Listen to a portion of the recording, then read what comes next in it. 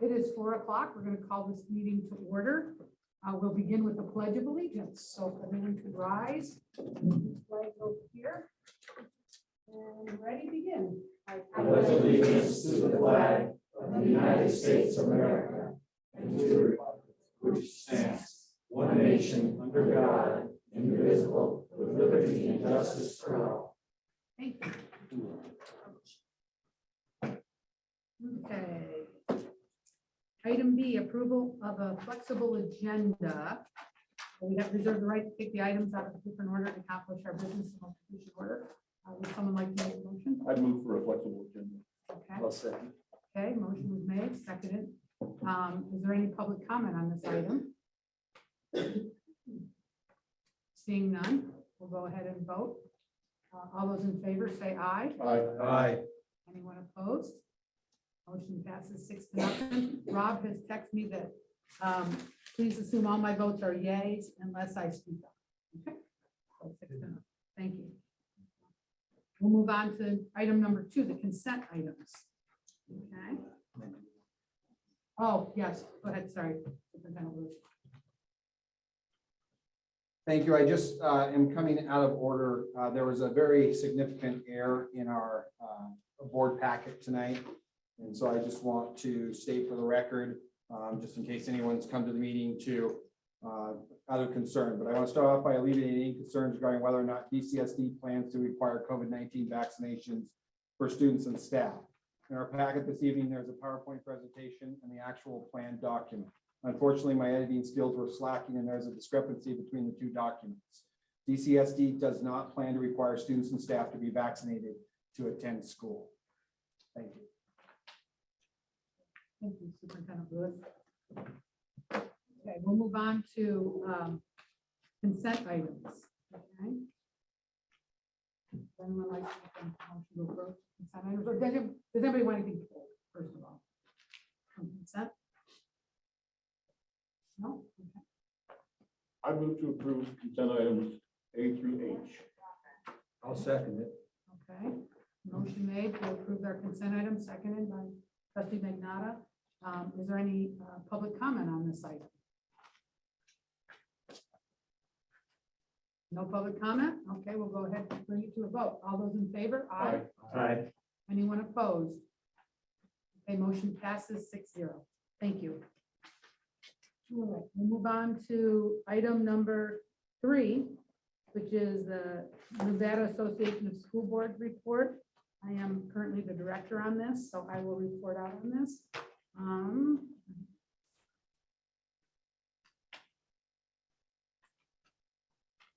All right. First of all, I'd like to say that I received an email from Deb Oliver that was in the audience. She's our executive director of NASB. And she sent something called the board impact bills with the dates. And I just wanted to, this is just for awareness at this point, to let you know that these are some of the list of bills that are that we place upon our school boards that will come before us. And we will be responsible for passing these. And anyways, there is approximately 15 on here, and I'm not going to go through each one, but I am going to, if you want, I'm sure Superintendent Lewis will send out a copy to each and every one of you on the board with this information. But just to give you an idea of what's on here, there's things like AB 88, school names and mascots. There's restorative justice. There's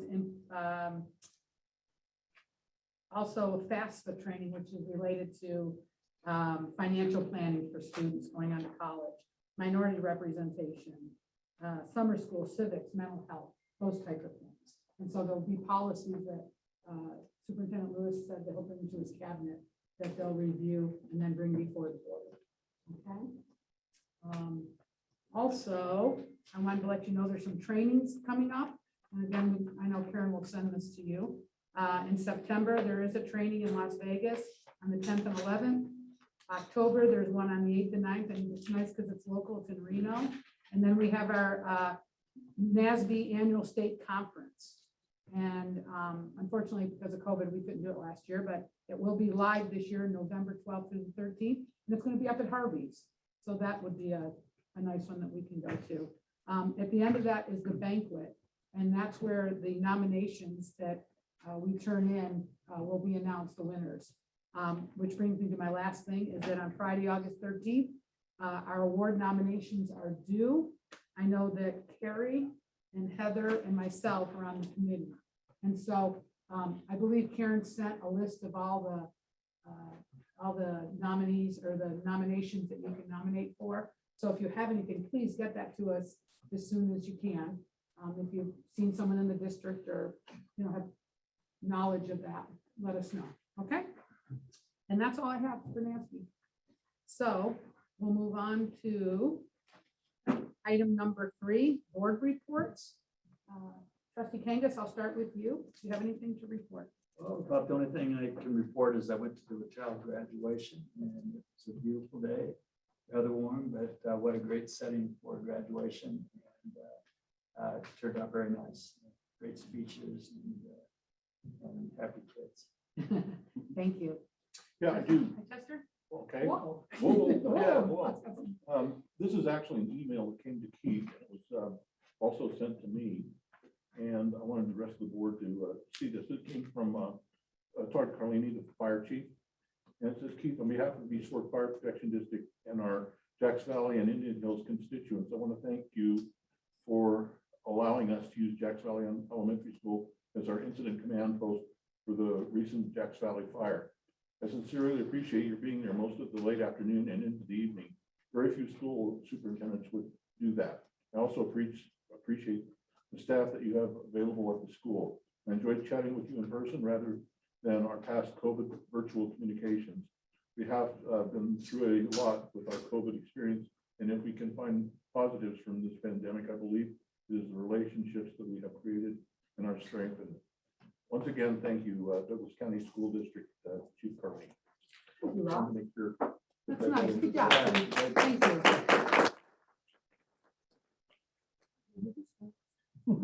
Tony, and do you have anything to report? I know it's summer, so it's. No, I don't. Okay, thanks. And Doug? No. Nothing?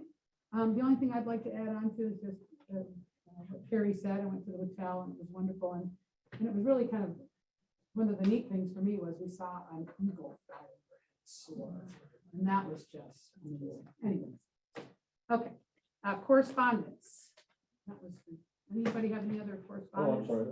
That's okay, it doesn't matter. That was still good. Nobody? You have Uh, anything? Well, we did, I believe we all got emails from Rebecca Hitson and from Denise Baronia. One was regarding masks, the first one, and the second one was regarding CLT. Oh, critical race theory. Thank you. All right, very good. Okay, and then Keith, we'll move on to you to superintendent's report. All right, thank you. I too attended the George Littell High School graduation with Carrie Linda and many of my staff members. And as Carrie said, it was a amazing celebration of the Littell class of 2021. And it was pretty interesting. One of the speakers was talking about her dad had passed away her junior year. And it was right about that time that the eagle flew over the ceremony. So it was kind of a moving moment.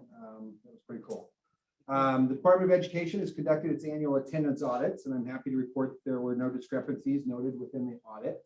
I want to publicly acknowledge Executive Director of Grants, Assessments, and Accountability, Brian Frazier, and his staff for the great work they do behind the scenes to make sure our annual attendance audits run efficiently and produce results that are accurate. And there's so much that goes on behind the scenes in attendance in a school district, and to make sure that it is correct. And when it's not correct, it could cost the school district some money for misreported attendance. And year in and year out, Mr. Frazier and his staff do an amazing job of preparing the sites through training and accountability and quality control checks to make sure that those go off smoothly. And I appreciate that. Cum laude class of 2021, we had brought forward, we had talked about Administrative Regulation 518I this past spring related to recognizing our graduating seniors through a cum laude system. This will go into effect for the 2021-22 school year. And looking at the class of 2021 at Douglas High School, this would have been the breakdown. 11 students would have been recognized as cum laude. which would require a GPA of 3.7 to 3.799. And that's on a weighted scale. So remember that they get extra points for AP courses, Jumpstart, and so forth. 13 students would have been recognized as magna cum laude, which requires a 3.8 to 3.899 GPA. And 117 students would have been recognized as summa cum laude, which requires a 3.9 or higher GPA. Based on these numbers, our intent is to further examine the cutoff points to make some adjustments, and then when we make those appropriate changes, then we will bring that back to the board to let you know what we would recommend. But we definitely are recommending some adjustments in that number, adjusting up, not down. So the Leadership Forum, we'll be holding our annual Leadership Forum for DCSD site administrators from July 26th through 28th. Our Leadership Forum provides us an opportunity to provide training and prepare for the upcoming school year with our district leadership team. We'll be holding that locally at the warehouse, which is a new facility. Meredith Fisher with the Eddy Street Market. They bought a warehouse across the street. We're going to use that venue for our forum. Dog park update. While we will be discussing board policy 713, animals on district property later in the agenda, I wanted to let the board know that we have installed 3 signs in the grass area at the district office that notify users that they are responsible for their dogs at all times and that they use the area at their own risk. We've also ordered signs that will be posted in the parking lot prohibiting parking in the district office lot during office business hours. We've also received 2 quotes for a 4-foot tall fence between the field and parking area, which is estimated around $7,000 for cost. So we'll be going out seeking donors and or donations to complete that work at the board's discretion. I just wanted to update you that our Director of Information Technology, John Inter, has updated the district website and added a new section titled Board Meeting Recording Archive, which will be where our school community can access recordings of old board meetings. So starting with the June 8th meeting, that's posted online currently, and we'll keep adding to that as we have future meetings. And the intent would be that our regular scheduled meetings, which are recorded, would be the ones posted. Update on district facilities. We have a lot going on, as you can imagine, across the district regarding construction and maintenance. Southwest Gas has completed the gas line project at Zephyr Cove Elementary School. They're reported once again to be outstanding to work with. They completed that project really quickly of replacing the lines at Zephyr Cove. Product has been loaded onto the roof at Jacks Valley Elementary School. I can only imagine that it's probably all stuck together with the heat. But the warranty work on the roof of Jacks Valley will begin very soon. Once they are done with Jacks Valley, they will proceed to CC Manili and then on to Douglas High School. We do not anticipate they'll be able to complete the work on time at Douglas before the winter. Again, this is the warranty work covered by Garland Roofing to the tune of about $2 million price tag to finally do what's right on those roofs. We have run into a delay in the window tinting project. As Doug can probably attest, being in the construction field, there's an issue of getting a lot of product. Window film is one of them as well. And so there's been a delay in that process, which is unfortunate because we were hoping to get that done over the summer. Primus lock project at George Whittle High School has been completed. So all DCSD schools are now using the Primus lock system. Just a quick update of what the Primus lock system is anyone in the district with a school key can lock a classroom from inside the classroom. So they can't unlock it to get into it, but if there was ever an emergency and they found themselves on a campus that they're not normally on, if they get inside a room, they are able to lock it with a key, and that's what a Primus lock system does. And so we are, the last part of this project, we've decided to go ahead and do the Heritage Building at the GES campus, and then that will be the final part of a very extensive project over many, many years. The BMP project at the lake is about 50% complete. Carpet installation at Minden Elementary School will be done the week of July 19th through 23rd. And yesterday, there was a little bit of concern about the HVAC construction at CC Manili. So Mr. Gardner and I, Phil Demas and Bill Blumenthal met with the contractor and subcontractors involved in that project. And we have been assured the work will be completed prior to teachers returning on August 4th. And the engineers sat in on that meeting and are comfortable that the subcontractor will get the work done as well. Been a few issues with staff on that we wanted to get rectified as well, being on our school campuses. And then just finally, staffing, as you can imagine, hiring is a constant process during the summer months. In regards to our certified staffing, we currently have the following vacancies. An assistant director of direct district services, although I sent you an email, we're making a recommendation that Shannon Brown will be the new assistant director of district services, will be my recommendation. He's currently principal at GES. We have a principal at the Lake Schools. The principal, Sean Lear, requested a reassignment to a teaching position at Aspire, and I've granted that request. We have a high school counselor at George Patel, a high school math teacher at Douglas High School, CTE auto shop teacher at Douglas High School, middle school art teacher at CVMS, elementary physical education teacher, 2 elementary classroom teachers, and unfortunately 4.5 special education teachers across all levels. While the list may seem pretty extensive, and I'm concerned about special ed, I do feel we're in a pretty good position in terms of staffing right now. We anticipate that we will be able to fill all these positions prior to the start of the year. So, all right, that is my report. Thank you, Superintendent Lewis. Any questions? Move on. Item number 7. We're lucky enough to have 2 people that are representing NASB, the Nevada School Board Association of School Boards. We have Deb Oliver, who's the executive director, and Laurel Crossman, who's the president of NASB. Invited them here. I'm not sure everyone is familiar with NASB, especially we have some new board members. And so I thought they could come and let us know, talk about NASB and the benefits, and we could open it up to questions. Thank you. Come on forward. Thank you so much for being here.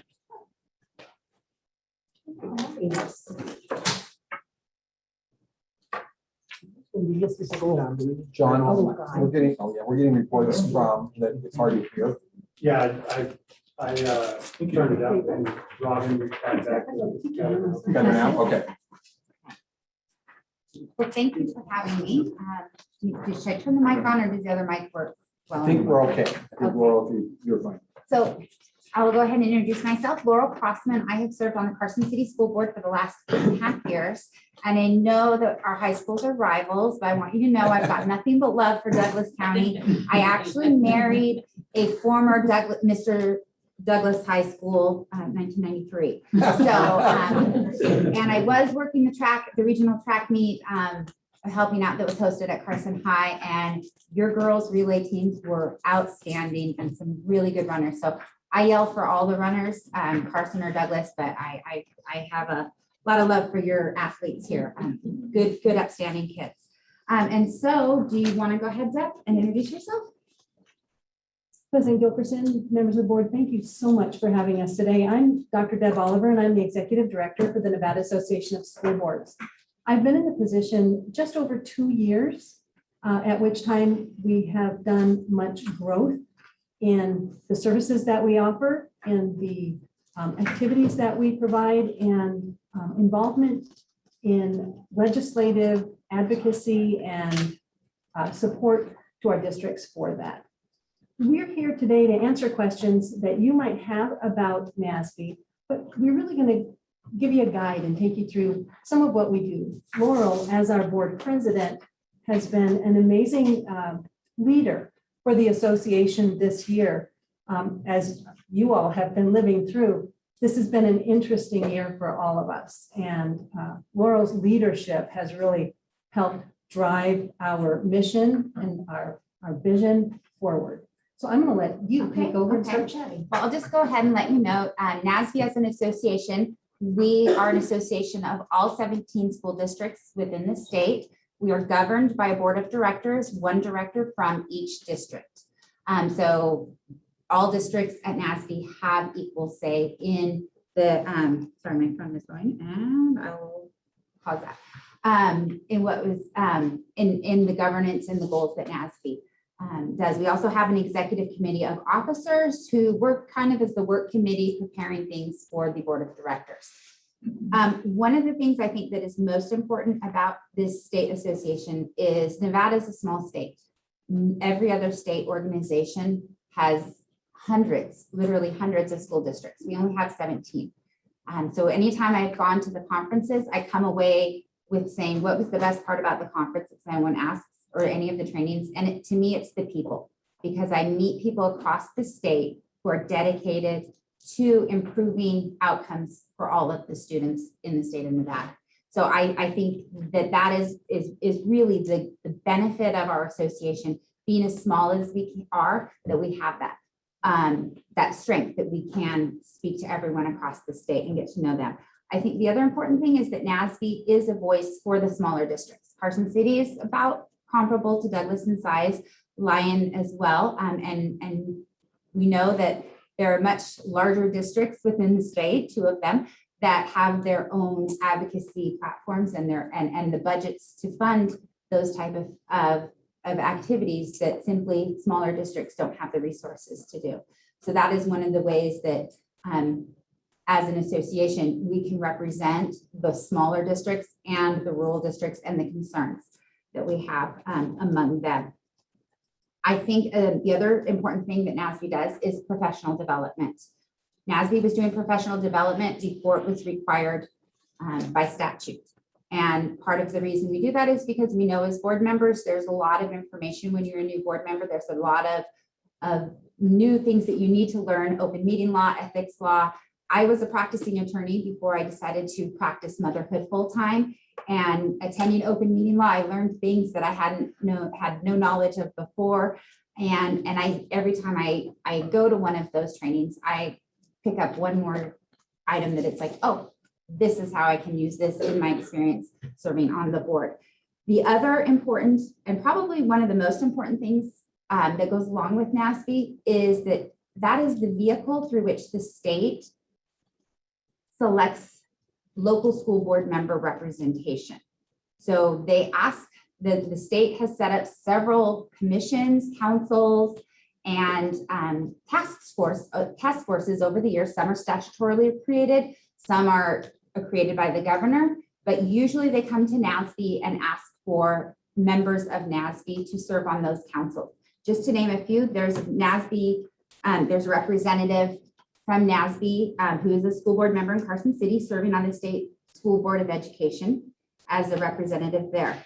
I serve on the English Mastery Council, which is a statutorily created council to make recommendations to the State Board of Education on English language learners. And in not this session, but the one 2 years before that, we received an additional charge to make recommendations for those students in the lowest quartile in reading. So it expanded the role of that. There's also board members serving on the Teachers and Leaders Council, the Parent Engagement Council, the School Safety Task Force, which was implemented by Governor Sandoval for a short period of time. Bridget Peterson served on that, and early childhood. Additionally, we have NASB members who and presenters, some are school finance officers who are serving on the School Funding Commission, and they come and provide training on school funding issues. Before the Nevada plan was revamped, there was a lot more clarity given to us on how that funding formula worked. And there's still some questions going on with how that is. So that is, and just recently with Deb coming on board, NASB has become more involved with the Pacific region, part of the National School Board Association, and serving this year as the chair of the Pacific region is a former NASB past president, Stacy Wilkie, who's a school board member in Carson City. So that is enabled. One of the platforms that the Pacific region is advocating for is internet connectivity among the rules, because we know, and it was highlighted by the pandemic, that there's not enough internet accessibility in many parts of the country for the rural populations. So that's just one of the ideas. Does anyone have any questions at this time? I have a question. Sure. How receptive is the governor's office to NASB recommendations? I mean, do they look to you guys for guidance, or I'm just curious? Thank you for that. That's a great question. We have been developing a relationship with the governor's office and with the Nevada Department of Education. So we are, one, building that relationship. And yes, we have had conversations with the governor about things, one through our advocacy, but also outside and creating meetings so that we can talk and say, here's what our school board members are saying. So that is something that we are truly working to enhance, to build upon, but we have begun that. And I'm not sure if you're also referring to the different appointments. And just, I would say, just different governors have different styles of how they would like nominations. And from what Deb's experience has been with this governor is he would like 3 nominees for every available position. So he wants to review the applicants for each. So So he has 3 options. yes. Yeah, I'm more just curious about if, as an association of school boards and us being involved in working with you guys, if we come up with an idea and we submit it, to you guys and you guys go to the governor, is he receptive to that, or is he kind of? We're actually fortunate is we do have the opportunity to be his audience, I guess is the proper way of saying that. So yes, we do. And I will also say, when there's things that we come up with as school board trustees, we're able to have an audience also with our state board. I mean, our state board, but also our state superintendent, Joan Ebert. So we really are, we're building those relationships to be able to have more of those kind of conversations. So they will come to us and say, hey, what do you need or what's going on? And just from experience, having been involved in school board for the last 8 years, there's different governors, different involvement, but throughout my experience with NASB, every state superintendent has participated in NASB conferences, has asked for our involvement, even when there's been high turnover in the state superintendents. They want to know what the local school boards are experiencing, they've got some questions about what we've been going through lately in our meetings as well.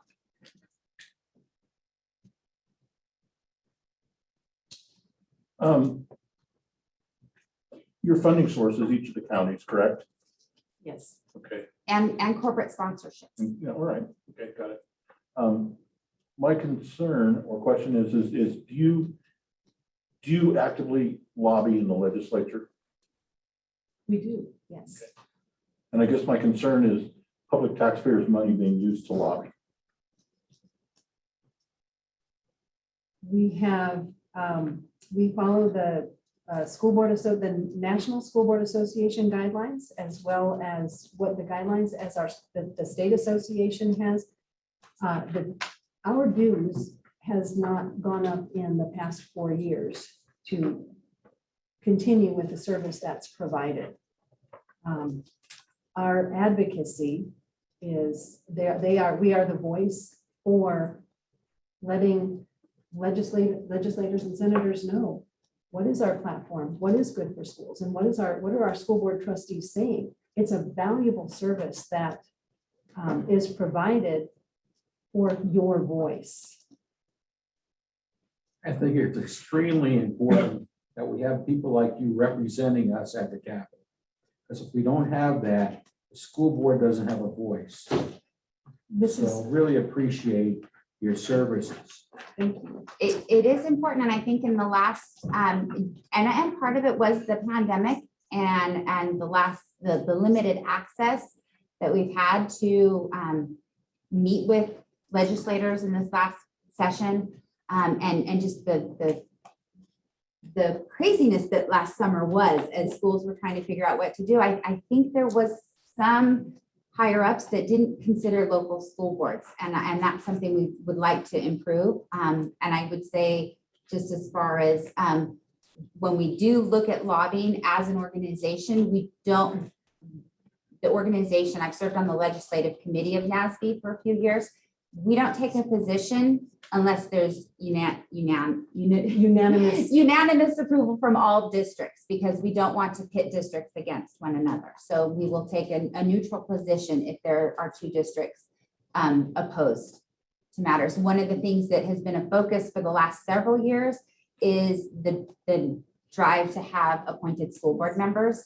And NASB and all the members have spoken out against that, because we believe that elected school board members best represent their local communities, best serve that. And if there's a problem with elected school officials, then the election process takes care of that. Rob Lehman, one of our trustees that's on Zoom, has his hand up. He'd like to speak or ask a question. Go ahead, Rob. you. Mr. Crossman, one of the things you said, thank you for being here. One of the things you said is that NASB can really voice small districts. Can you tell me like exactly what you do for small districts? For example, our district come out of the new budgeting formula very well at all. How did Bob, NASB can you start over, please? We couldn't hear the. present concern on how? Sorry. Sure. Can you hear me now?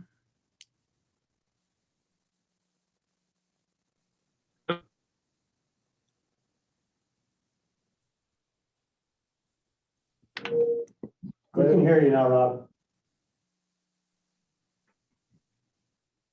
How's this?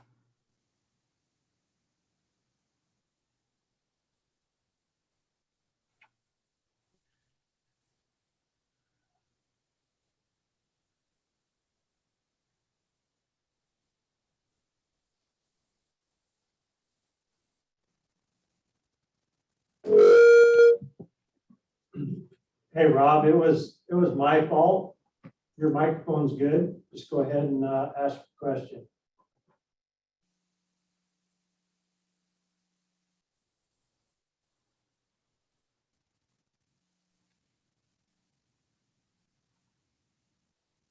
You just moved. Okay, you moved. Okay, now try. Now? Mhm. I'm sorry, guys. How we doing?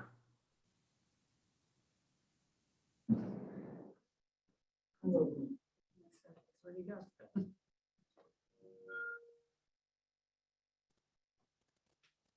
Right now, Rob. He's gone. No, he's in there gone. He might be louder than us. Mhm. Well, while we're waiting, does anyone else have any questions? No, I was trying to get. He's back. Okay. Okay, you're good. You're back on. He's muted. Is this any better? Yes. All right. Hopefully this stays. Okay. Thank you. The view from here. One of the things that was mentioned was that NASB is really a voice for smaller districts. Can I hear some exact specific idea of how that works? And also, what did NASB do? You all said NASB won't position when districts are have different opinions. So, what did NASB do during the change in budget of the budget formula? Obviously, that would not work out very well for our district. Can you address that a little bit? Sure, do you want me to answer that? So with the funding formula, I hear you. Carson City is one of the districts that also didn't come out ahead with the new funding formula. And there's a whole lot of different things that went into that. Going with it, I do think in the last year, there was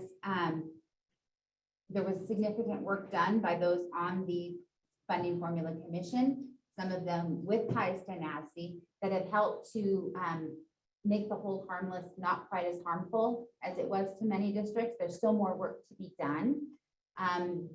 That's one of the areas where pretty much, at least when the funding formula was going through the previous session, NASB's position was schools need more funding. And yes, it does need to be, and there's a balance. I think there were larger districts that knew that they were benefiting, that set back and also advocated for the smaller districts as well, wanting it to be beneficial for all. There's still much work to be done in the state. They have to increase the amount of funding that they're giving to education, because we can't just keep dividing up the same money among all the districts. So I think we're making progress. I think it's slow going, but I think it's better than it could have been if we didn't have, I don't think the small rural districts would have had any say had they not had some uniform positions to take. Thank you. And what are some other examples of having voice for smaller districts that you mentioned? What are some other things that you do? I think the stance that has been taken against appointed school boards, I think most of that, the legislation that's been proposed has been directed at the larger districts that tend to have, just to be frank, a little bit more dysfunction on their school boards. And the NASB is advocating for all districts to not have appointed school boards. So I think it better serves the interests of the smaller districts. And we're also, looking forward to that with the larger districts. What are some other areas? Well, just when we look at just anything that we're advocating for, and we really are, our bottom line is we are constantly pushing for more funding for education. And as one voice, it's a stronger voice than, let's take one of our smallest districts, Eureka.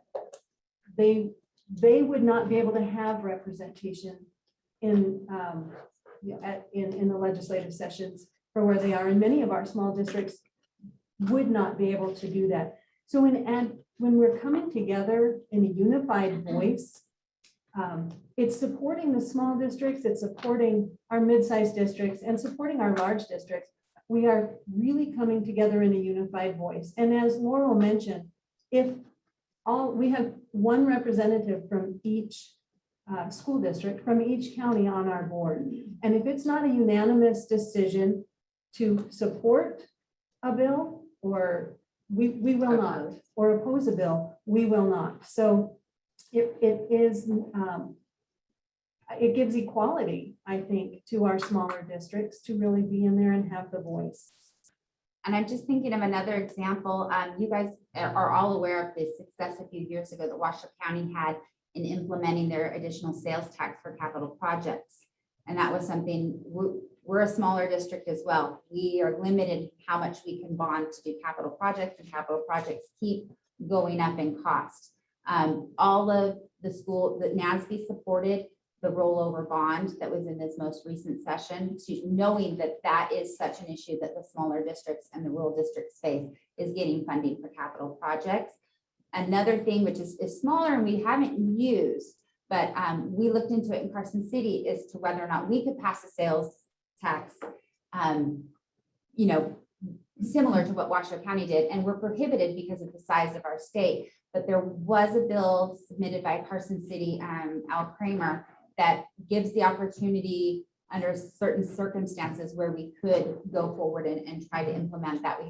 We haven't used it yet, but that is beneficial to all of the smaller districts that are similarly sized. Douglas, Lyon, Carson, about those sizes where we don't have that opportunity, but that is a bill that's gone through that is available. It sunsets, I can't remember the exact time that it does, but those are areas where we've worked to help that for districts. And just overall, I think when you look at the association and you have that fellowship and the opportunities, it's been a hard year because we haven't been able to meet in person and do our trainings in person.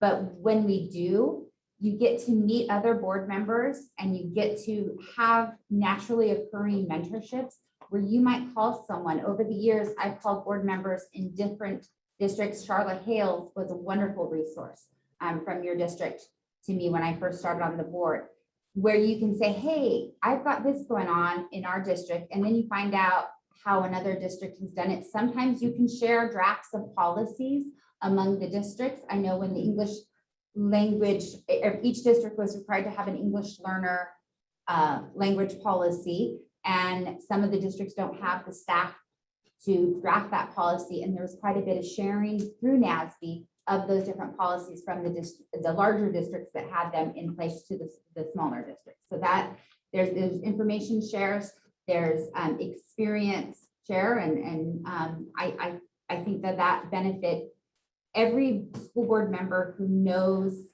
more about their job and what their role is will be a better advocate for students. And so that is why we also so much focus on the professional development. Thank you. Any comments, any questions from anyone?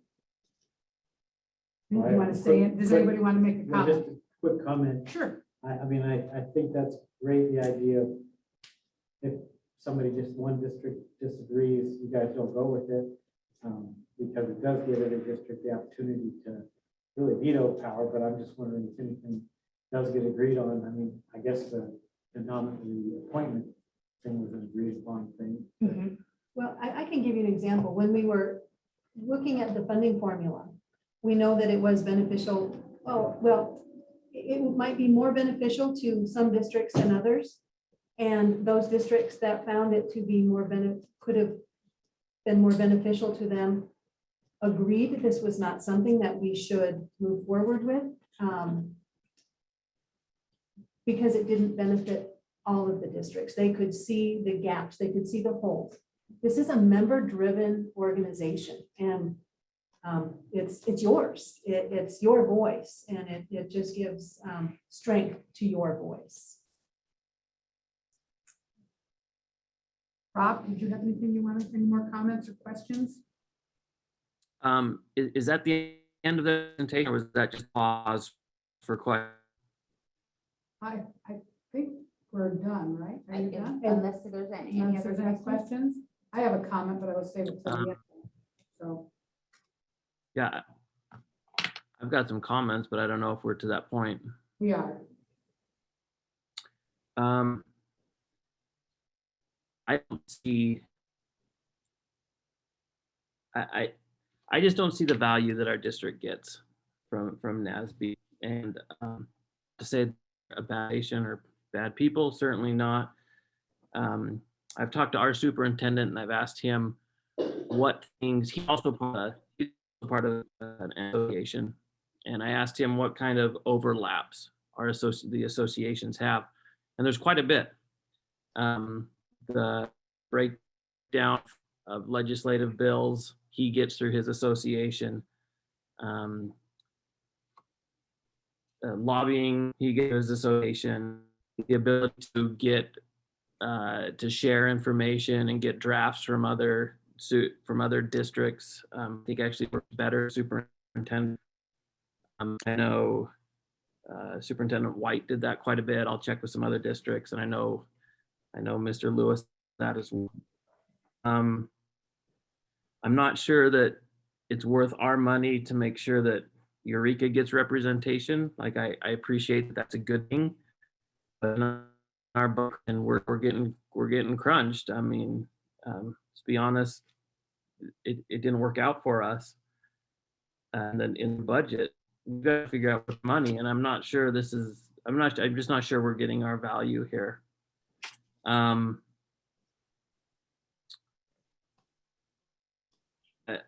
I haven't heard anything really that gives us a ton of value, and I'd be far more interested in an association of rurals, because I think that's an association that actually shares. I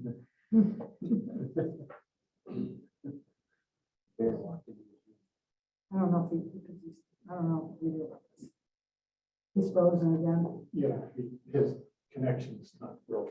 Okay. And that's where I stand. Okay. Okay, thank you. Tony. I just had a comment on your organization. I'm new on the board this year, and I never heard about you. Why is that? The first I ever heard about it. Well, I know Deb has been sending signups about all the training. We had a new more in the early, am I not supposed to talk now? No, you can talk. Oh, I just wanted to add that I do a NASB report every month, Every board meeting. every board meeting, and it's on our agenda. But you know what? It's I can understand what you're saying. I'm not criticizing anything. I'm just saying, yeah, that's why I invited them here, because I just started on NASB as a director. I'm new at it as Thank well. you. So that's.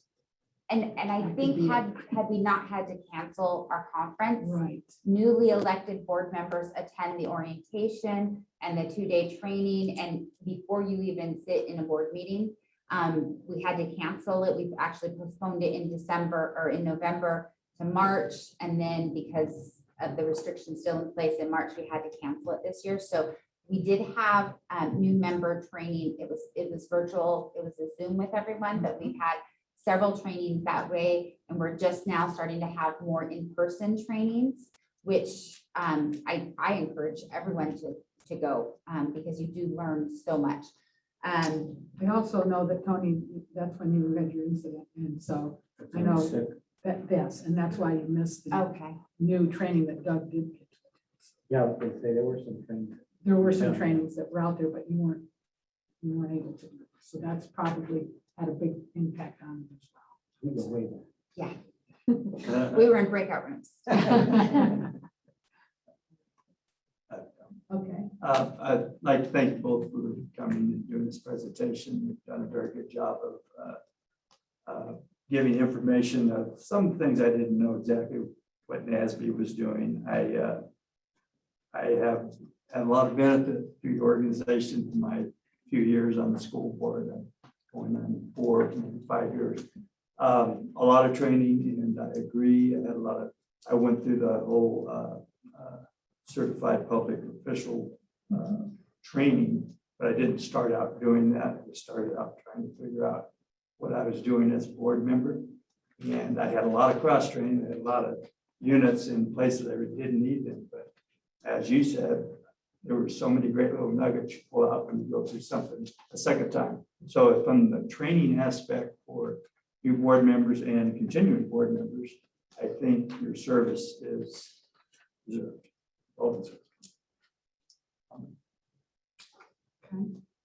I would like to kind of echo what Carrie said. When I started as well, I had no idea about open meeting laws or any of that. And I jumped right in. And that's my type of personality, is I like to learn all the time. And I wanted to be, for my own personal self, I just wanted to be knowledgeable about everything that was going on with the school board and how it all worked, because I had no idea. And yes, the trainings were invaluable to me as well. I always came away with nuggets. And yes, I've always encouraged the new people and our new board members to try to take advantage of that as well. Because I do believe I received a lot from NASB through that. So, and I did learn new things as well that I didn't know today. So thanks again for coming. Okay. Rick just wants. I to was give us just something. going to say that it's informational, and I Is think it that information? the agenda item is informational. Yes. So I think that if they're done presenting their information, then We're maybe. done. Yep. Thank you very much for coming.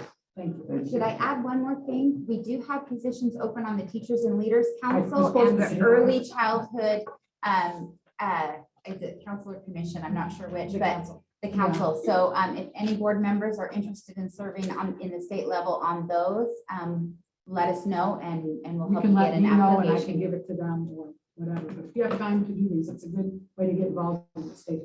Thank you for the Thank you. opportunity. Thanks. Yes, thank you. All right, so that was just informational. Okay, so we'll move on to item number 8, which is discussion now, just discussing regarding NASB approval. This item was brought up by Ross and Rob. And you want to go ahead and speak to this or? Well, Rob, Or I can speak, to just give a little Okay, go ahead, background. thank you. Okay. So the bylaw 5 of the Board of Trustees organization reads in terms of the organization meeting, the board shall organize a regular meeting held in January. At the organizational meeting, the board may require or may acquire and maintain membership in such associations and state and national school board associations, pay dues to such associations, and appoint a trustee to serve as a representative on committees such as the Nevada State School Board Association Board of Directors. The board shall also designate appropriate newspapers published in the district or state for all public printing, and goes on. And so the issue at hand is that looking back historically, Karen and I did a review of approximately 20 years, and the board had never taken any kind of official action on NASB membership. It's just always been implied, and we've always been a member of NASB. And so the question came up of whether or not the board should annually vote on whether or not they want to continue to be members of NASB. And so that's the background behind why this issue was brought forward at the request, I believe, of Trustee Lehman and second by Trustee Chichester. And I will turn it to you all. Comments? Do Rob want to talk first, or should I?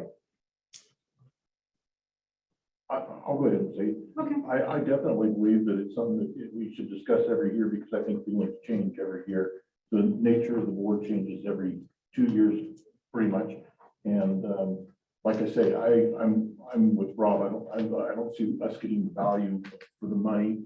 And I also think that the trainings are expensive, and some of them are very, very duplicated or have been through the years. This is before you got there, Deb. I'm just telling you what my experience with them has been, okay? So I don't, I've only met you tonight, but like I said, a lot of the trainings have been just repetitive. I mean, we had one person who went to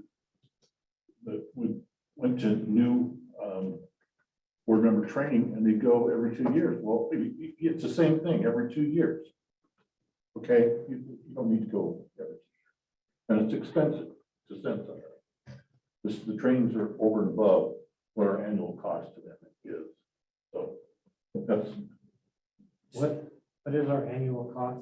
That's what I was gonna ask. it's a little over 13,000 a year for our county. I mean, it's based on student population. So the other counties that are similar to us would have the same. And then the larger counties would have a whole lot more. Is every county a member? Every county's a member. But I think it's something that should be voted on every year. My opinion. What our bylaw says. We just have never followed. them. Right. Okay, that's good. Anybody else? Rob? I'll speak again. As far as, one of the things came up recently, that Is there a way you could just call in on the phone and talk? the region A committee, and that came up a couple months ago, and I applied for it, and I talked to us beforehand. I wasn't sure. I wasn't completely sure how much I wanted to do it. So what I'm going to say now isn't, I just want to let you know it wasn't personal, because it didn't really hurt my feelings. But what happened was there was a vote on who should take this position. And if you look through the history, if you look through like the last 12 years of this position, our district has held this position for 1 year, whereas Carson City and Churchill have shared the other 11 years. And so what was clearly our district's turn to have somebody on the board, on that NIAA committee, at least how President Gilkerson explained it to me, was the two other people who were voting were people that knew each other through NASB. And so they're like, oh, well, I know him, and so I don't know the other guy, who was me, so I'm going to vote for this guy. So in that situation, it seemed like NASB actually damaged our district, in the fact that we hadn't had representation. We've had 1 year of representation on that in the last dozen. And the fact that this little social club, that one person knew this other person through this social club, gave these other districts a lion's share of the representation, I think actually hurt our district. I'm not entirely sure if NASB just won't just do a rotation. That seems fair. Just this district does it for 3 years, this district does it for 3 years. Instead, have a policy that in the end has left us with very little representation. And it makes me wonder if things are on there that actually hurt our district. I appreciate that NASB is looking into inner, but in our district, that's not an issue. Mr. Enter jumped right on that, got hot spots out, and we're done. So, and kudos to him, but I think that's just an example of how maybe this organization is working for.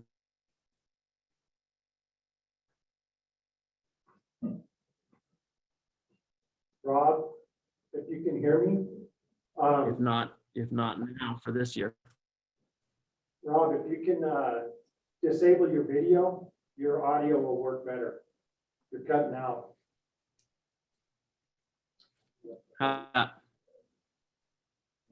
Better. Okay, where did I lose you? In the beginning. Okay, I can go back to the beginning. Heard you say was about the smaller schools. Internet, about the internet point you were making. Oh, yeah, so I'm basically saying that, as I heard presentation, I heard a lot of things that Cosby's doing that just don't help us or don't affect us. Internet, for example, Mr. Enter jumped right on that, got some hot spots out there, and we didn't have issues. Whatever they did for the budget didn't work in our favor. I gave an example of the NIAA. That is a board where in our region is Douglas and Churchill. There should be one representative on the NIAA from those 3 districts. And that position became available 2 months ago. I applied for it. And if you look at the history over like the last 12 years of this position, Churchill and Carson have held that position for the last like 11 out of the last 12 years. So when the vote.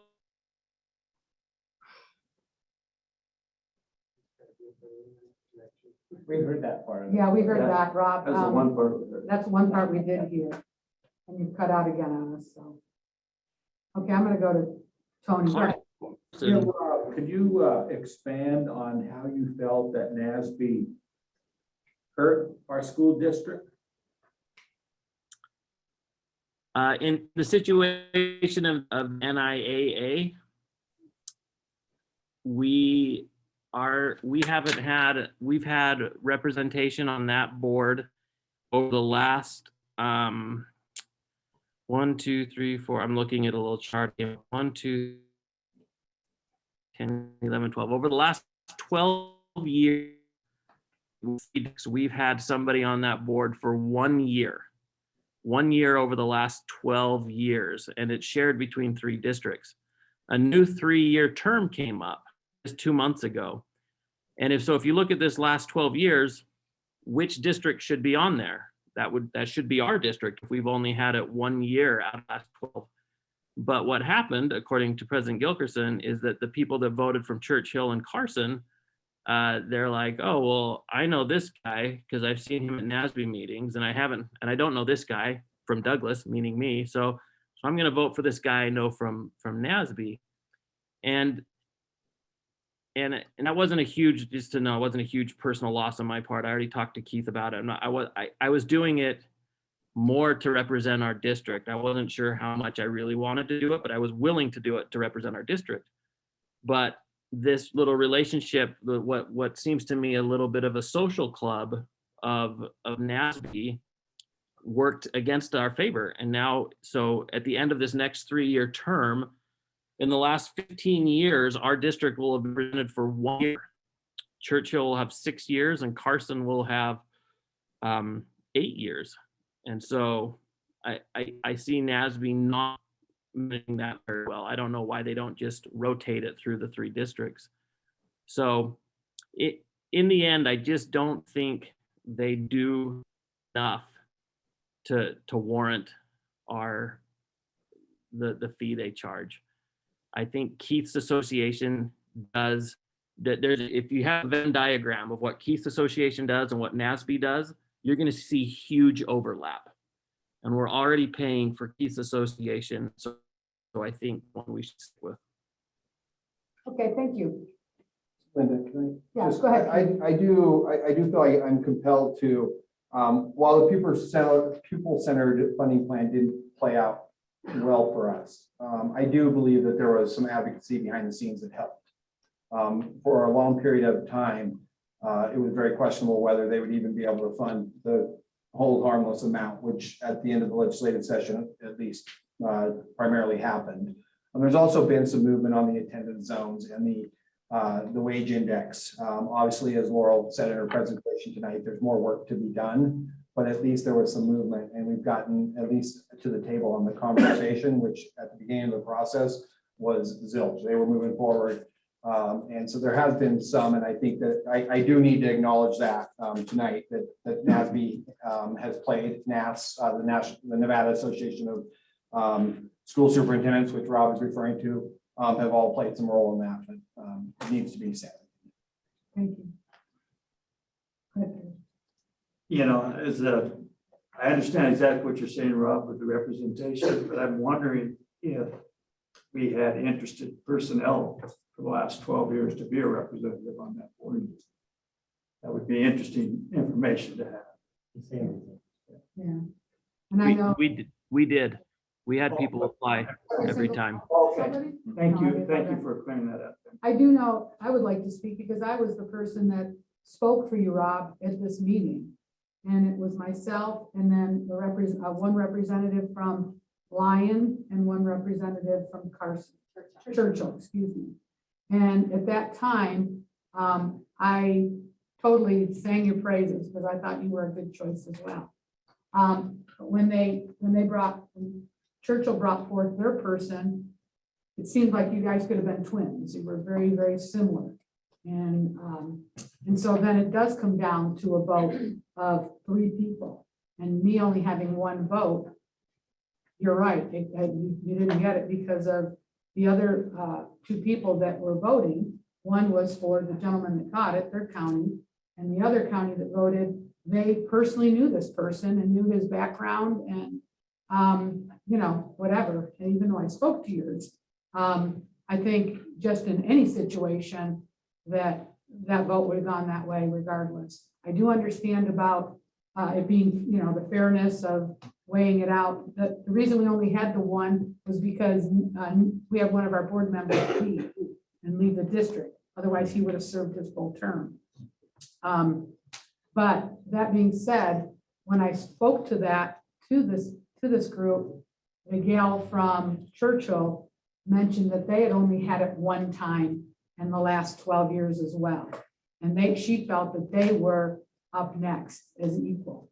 And so I, not having any information, you know, I could not disagree with her. I had to take her at her word. Well, So that's why that came down that way. I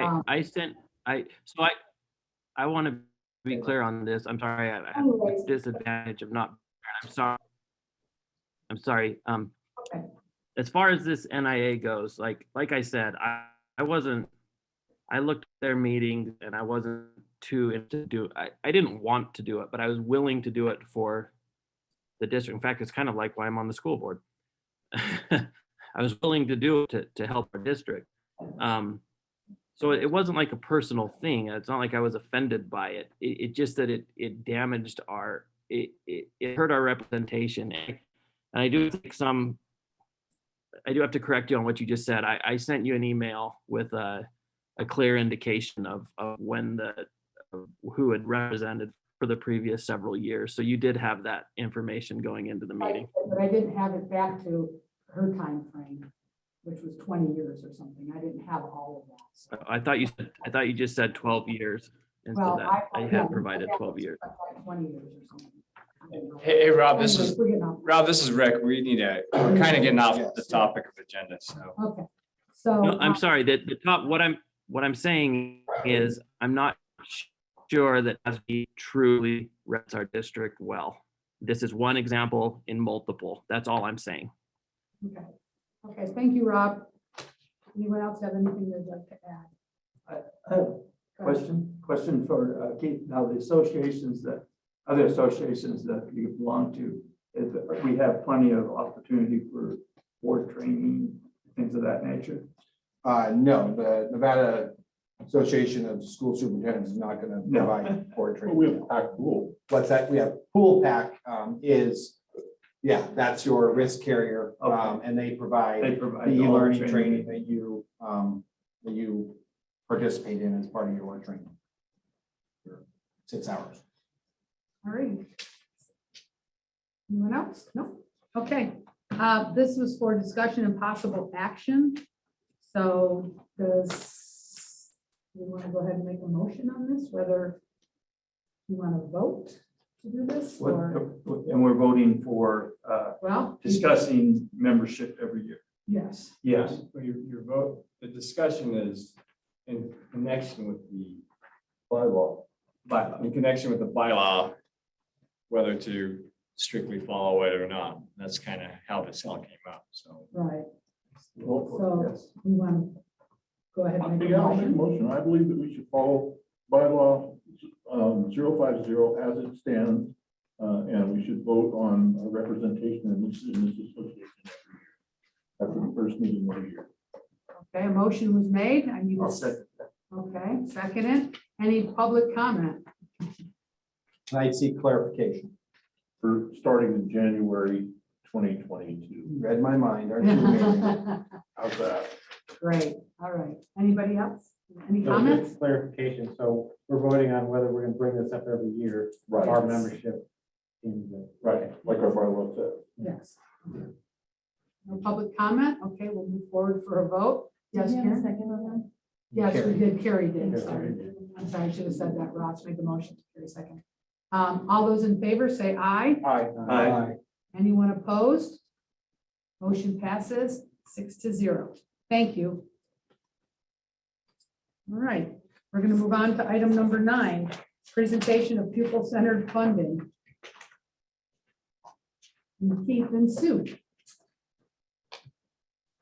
So I'm going to do the presentation. Sue's going to answer all the questions. Well, that sounds like a deal, huh? Great way to do it, right? Yeah. you bet. And she's going to correct all my misspeaks. Thank you.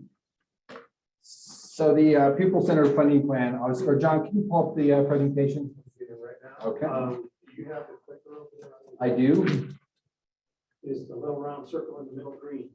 New. Thank you. Thank you very much. Button on the right hand side of it. It is now green. Okay, hold on.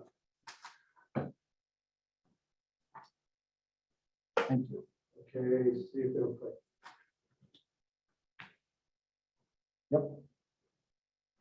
Okay. All right, so I want to give the board a quick presentation. We've been talking about funding, and there's been a lot of unknowns throughout several months here in the spring. And so now we have finally with the close of the legislative session, a clear picture of what the pupil-centered funding plan means to Douglas County.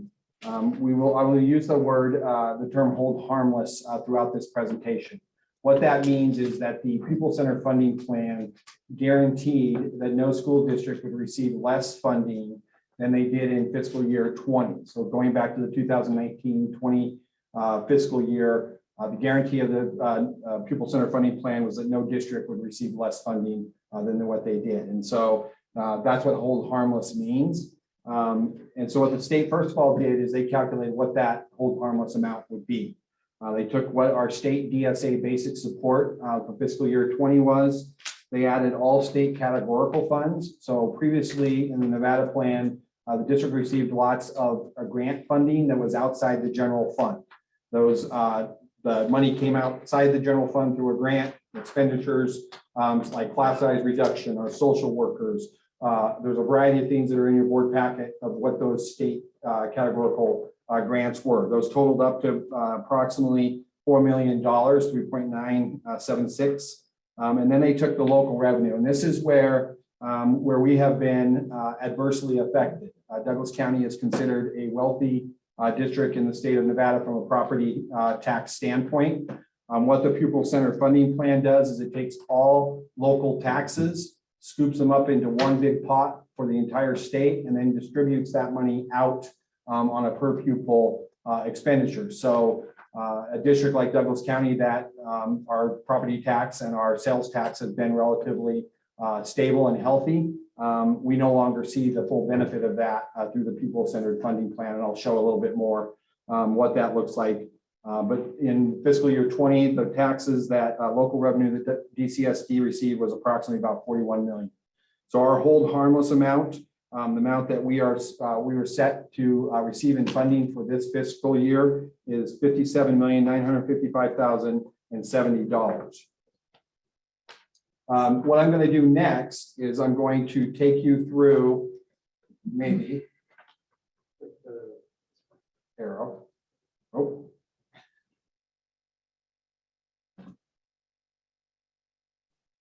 We're just having technology. Where am I pointing? Does that matter? Yes. Then Paul. There you go. Can you click for me? There you go. Okay. Sorry. So what I want to do is go through if we had been funded. So the next few slides are going to be if Douglas County had been funded through the pupil-centered funding plan. What they did, again, I just talked about, they took all the revenues in the state of Nevada, put them into a big bucket, and then divided that bucket by the number of students in the state of Nevada. And that comes to approximately 7,029 per student. Douglas's enrollment was 5,412. So they came to 38, our total statewide base funding was approximately 38 million. I talked about the size adjustments. We get different funding for our different locations. So we get a funding for our students at Zephyr Cove. We get a different funding for our students in Gardnerville and Minden. And then we get a separate third funding for our students that are out of Jacobson High School at China Springs Youth Camp. Those added up were an additional $4.6 million in funding. One of the concerns that we really have in this funding formula is I would argue that Douglas County is one of the most expensive counties to live in the state of Nevada, yet we get no benefit of cost of living here in our county. We get a zero. And so we were looped in with Story County, Lyon County, Carson City, and Douglas were all put into the same pot, and we get a zero factor out of that, which is one of those areas where we're continuing to fight in terms of future changes to this pupil-centered funding plan. It's just, we all know what it costs to live in Douglas County compared to other areas. So our initial base funding is $42,685,000. And again, I kind of show you how we got to that math. Then what they do is they add multiplier funding. So they look at our ELL students, our at-risk students, and our gifted and talented students. At-risk is currently defined as students who are on free and reduced lunch. So you can see there where we get 1,646 per student, ELL student. We had 177 at the time. We're not exactly sure where they got that number. We have a little bit of discrepancy, as other districts do as well. We got 243 per student, or $243 per at-risk student, and we have about 1,197. We got $843 per student for 64 gifted and talented students. So adding all of that up, you get now to an adjusted base of 43,320,000. You might clicker now, John. The left and right arrow keys don't work on it. Oh, yes, they do. Okay. So we bring the 43 million over. Interestingly enough, when they did a whole funding, they had approximately $34,000 left. And so they divided that amongst the population, and Douglas County is approximately 1.2% of the entire state's population from a student standpoint. So we were gifted another $398. Not sure where we're going to spend that. So we are 43 million as adjusted base. Then they took our transportation costs. Our transportation costs in fiscal year 20 was 3.7 million. Our food services is one of the few food services across the state that actually runs in the black, which is a good thing. We don't get any extra funding for that, but I'd rather we didn't get any extra funding than be running in the red. And then local funding, this is one of this piece is actually one of the pieces that truly has somewhat saved us. Typically, our special ed costs are approximately $8 million. Half of that comes from state funding. The other half is we make a transfer from our general fund to our special ed fund. As part of the pupil-centered funding plan, they are funding that amount that we have traditionally transferred from our general fund to our special ed. And so as we were seeing this roll out, that was giving us significant apprehension. And so that has been one of the pleasant surprises, is that we are getting reimbursed for the funding that we would generally transfer. We will still have to transfer some out, but not a significant amount. Yeah. So and I'll get to that later here in the budget.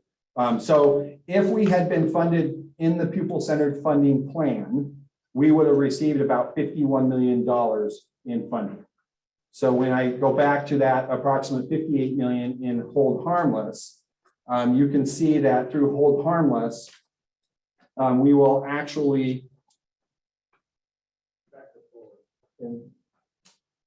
there. There's about a difference of $7 million. While it's nice that we're getting that 7 million for hold harmless, there's two bad things about that. Number one, hold harmless means we could stay there at that funding rate for year after year after year after year. We know our costs are going to go up. There's no inflationary increases to this funding. And so we could see our costs go significantly up, and yet our funding is going to remain the same. You can also see how far away we are from actually being in the pupil-centered funding plan. And then what that tells you too is that, and I'll get to that in our budget, what we projected as our local taxes, we're not even getting close to that back in our funding. Okay. So this just shows you again the pupil-centered funding, the hold harmless amount, 50 million, and then how they got to the 57,955. Actually, this is the way it should have presented. This version, not the other version. Sorry. Not sure how that happened. We're going forward again, John. So then what they did is they, and this is another thing that I think the public needs to know is they, there's a lot of patting themselves on the back that every district is receiving the same amount of money that we received in fiscal year 20. Well, that's not true because they did come up short on funding. And so to accomplish, to take care of that shortfall, they determined that 0.69%, if every district was reduced by 0.69%, then that would give them the amount that they had the funding for. So Douglas County didn't get the $58 million. We got $401,000 less because they decided that every district, even the winners in this plan, my point is we were the loser. Why should the losers pay even more? Why wasn't that taken out of the districts that are certainly benefiting from this funding formula? That's not how they did it, and we'll have to live with that. But we were reduced by 0.69%. So again, that comes to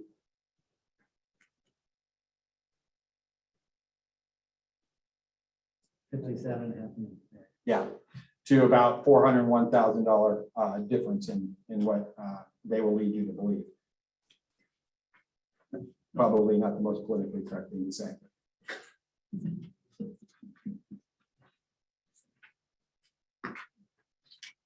I don't know if eventually, oops.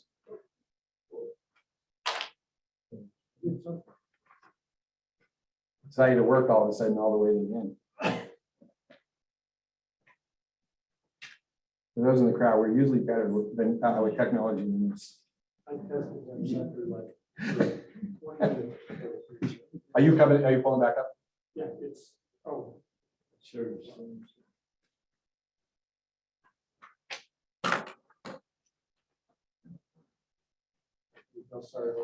All right. So Sue presented the May final budget. We anticipated our revenue, our local tax revenue, to be approximately about $47 million that will no longer come to the district, will go straight to the state education fund. So this shows you this first screen of the general fund. We had anticipated revenue at approximately $55,411,000 through the pupil-centered funding plan. And you adding up our, and this does not include the special ed allocation. we're looking at about 54.2, so approximately a shortfall of about 1.2, just looking at that screen. Moving on to the next one. Then when we add our opening fund balance, of about 4.8 million, you can see a total revenue of about 60.2 million in the May final versus 59 million in the pupil-centered funding. We then look at expenditures. Expenditures are across the board. One thing though that we want to show is that when they took all the categorical money, and that's part of the pupil-centered funding revenue, now we have to add some expenses in there that typically would have been a categorical expense. So class size reduction, we get $1.4 million to help with class size ratios. That now will show up in December when Sue brings that forward. That's going to show up as an expenditure out of the general fund. Our social workers will show up there. Our Zoom, which is our ELL population. We have some funding for elementary counselors and advanced placement exams for our free and reduced lunch students. So there will be some new expenditures in our December amend. And then looking at our ending fund, so we look at about 60.2 million in expenditures. Obviously, Sue's budget, the revenues match the expenditures. That's what it's supposed to do. In the May final, we're showing approximately about a $500,000 shortfall in looking at our expenditures versus what our revenue is. Obviously, we'll have some adjustments by the time we come in December with underspend, some savings in staffing. That's not a huge alarm to us. But again, looking forward and being able to hold harmless, we know we're going to hold harmless for at least 2 years. The next legislative session, our hope is obviously they make some tweaks in the pupil-centered funding plan that address some of the concerns that we have. So, any questions? I know that was a lot to throw at you. Talk so fast. I do talk fast. I've been trained well. Thank you. I guess I have a question. So this is basically, what say besides, if we don't like the system of the pupil-centered funding, kind of stuck with it, or what can we do? Yeah, it's we obviously can, do everything we can to try to invoke change. One of the problems we have right now is the winners are the bigger districts and the charter schools. Charter schools are popping up all over the state. They get the same amount of funding per student, but they don't have the overhead costs that the school district has, the transportation, you think about a charter school versus a typical charter school, and even an online school, they're getting the same funding that a school that has all the overhead of schools and maintenance and all those things. And that's the difficulty. And right now, the governor had recommended when I talked to you earlier in the spring, that the recommendation from the governor had been to slow roll this. They would do the educational funding side and not touch the local revenues for the next 2 years. The legislature decided to do that session. They decided to do full implementation. I can tell you that our local representation, Settlemyre and Wheeler, both fought against this. They advocated well on our behalf, but it's not who's controlling it. Yeah. We don't have to vote anymore. It's in Clark County and Washoe in the legislature. But I think, again, I think that we will continue to obviously remain engaged, and the wage index is an area where, we really have to get some movement. It's going to be tough. It's going to be tough for us to maintain long term. I'm not, I don't want to sit here and cry that we're in desperation right now. There have been some savings due to being closed. There have been some cost savings through that process, but long term, if there's not changes, then we'll have some tough decisions to make. I don't know if this is reasonable, but they're taking basically all of the funding that we generate in this county. So maybe we cut down on our property taxes and everything like that. Ultimately, it still would hurt us because as the pot gets smaller, we're going to get a smaller amount of it, right? I like your thinking. So, and then there's just, I'm not going to go through it, but there's a lot more details so you can see, where our funding has come from. Sue, do you have anything? Sorry. I just wanted to point out the reason that we are in that situation where we are going to be okay for perhaps this year and the next year is the special ed funding. We have never been funded in total from the state for special ed. And the fact that we transfer, or we have budgeted a transfer of $4.2 million from the general fund to special ed is now going to be gone. There will be a portion of that, but not nearly what that number is. That really does save us in our first year and perhaps our second. But being held harmless for 7 or 8 years, this will eventually just be eaten up by the cost of, just salaries and benefits. Yeah. I mean, without making cuts. And so, so for right now, I think we are probably in a little better situation than we had originally thought because of the special ed funding. Thank you. You good? All right. Tony, I'm sorry. No, you good? Okay. Thank you, Sue. And if you have any questions, stop by anytime. I don't know if We'll sit Rob, down. are you with us? Is he still with us? He's still, yeah. Question. Did you have any questions? Yeah. Good, okay, thanks, Rob. All right, we'll move on to item number 10. That was just an administrative report and designation of positions as critical shortage need. And Superintendent Lewis, I'll go ahead and give that back to you. I'm turning over to Executive Director, Mr. Gardner. All right. So essentially, we're requesting that the board approve designation of some critical need positions, specifically elementary classroom teacher and secondary math teacher. The reason for that is we are having increasing difficulty hiring qualified candidates for those positions, and we are honestly doing this somewhat proactively. We currently have 5 elementary openings and 1 math opening. At this late date, it is challenging to hire qualified and quality candidates. With this designation, it would allow us to hire retired teachers in these positions. Hopefully, we don't need to do that in this situation, but we want the ability to if we get in a situation where we cannot fill these positions with qualified candidates. Great. Okay. So is there anything specific to this year's filling of positions that would be different than any other year? Is there a stress from the COVID or the amount of available candidates? It's been over the last 5 to 10 years increasingly harder to find qualified candidates. There are less colleges producing education majors, and it's not so much the college's fault, it's just there's less of an interest in teaching. I saw a statistic, I think Keith shared a couple weeks or last month or 2 months ago at the board meeting, just the number of people going into education has decreased dramatically. It's not a very glamorous position anymore. Trustee McNutt? It used to be that 20% of all the kids that went to college were going for education. Now it's less than 2%. So I know that they're trying to decide something at the state legislature where they're going to reduce the education to be a teacher. Have you heard anything on that? I think there are some, there's always been some, some inroads in that area to try to, they're going to have to do something. I mean, it is across the country, teacher shortage, and it's becoming more and more, and, people are highly critical, more than ever of teachers.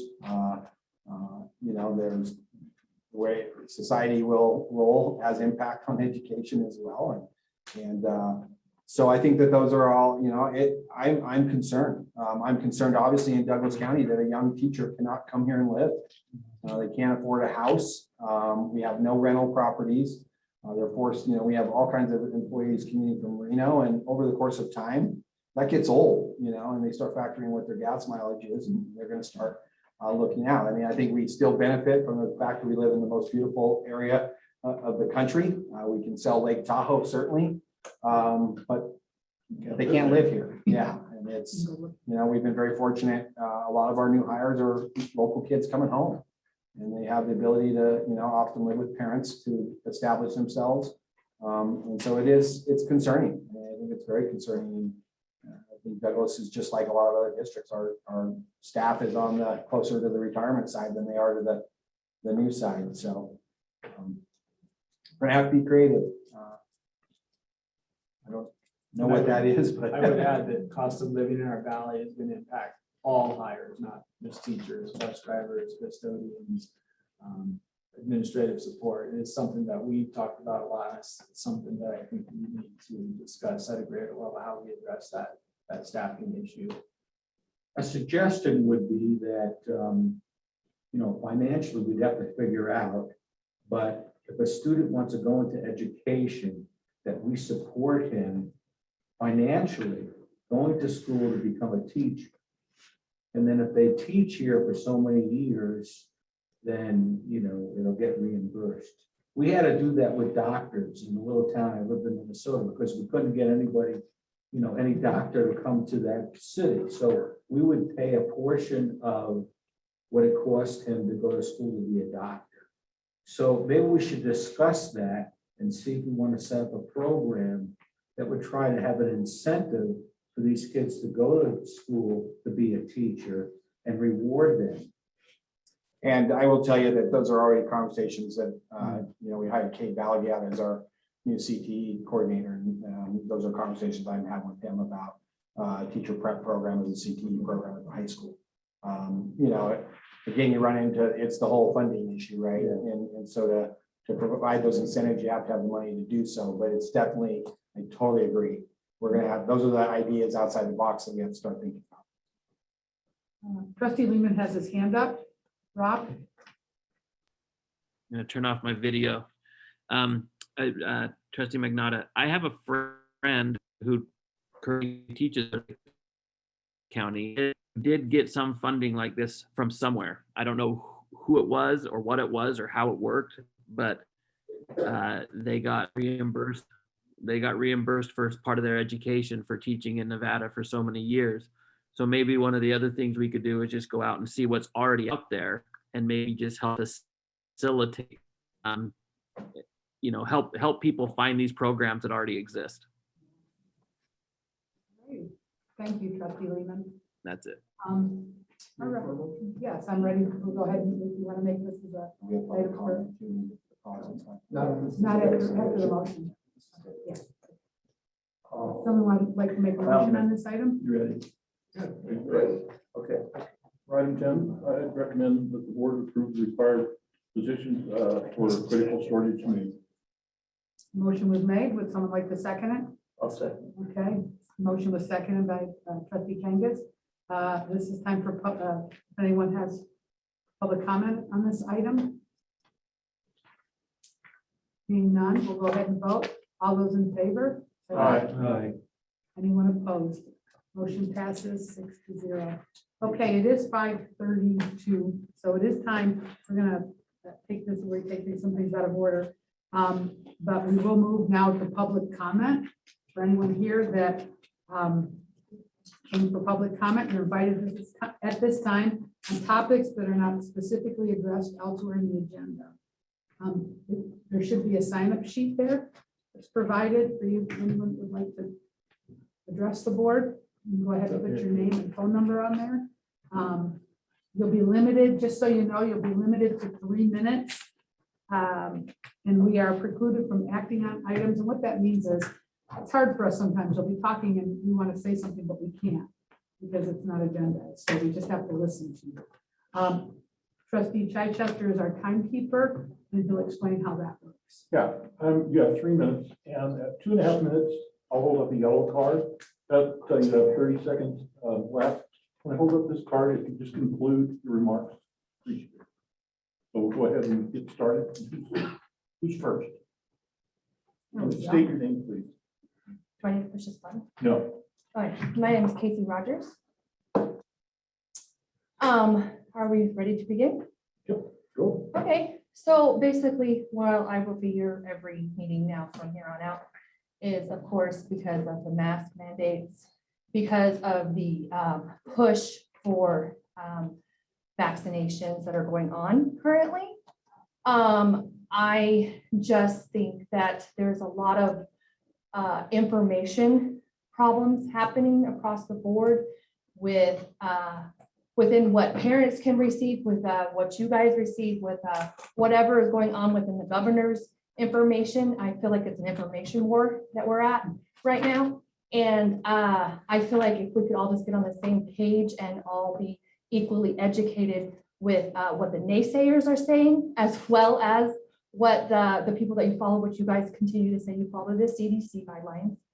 And it's just, there are people out there, AmericanFrontlineDoctors.org specifically, have been on the forefront trying to fight back against the mask mandates and the information that they have with the medications that help people with this COVID.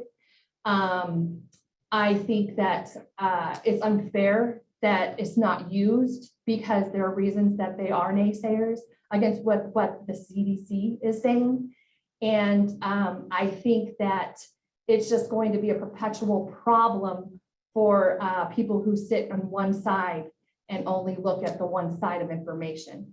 I think it's something that at each board across the entire country needs to look at, and everybody needs to try to get on the same page and be educated in both ideas and philosophies.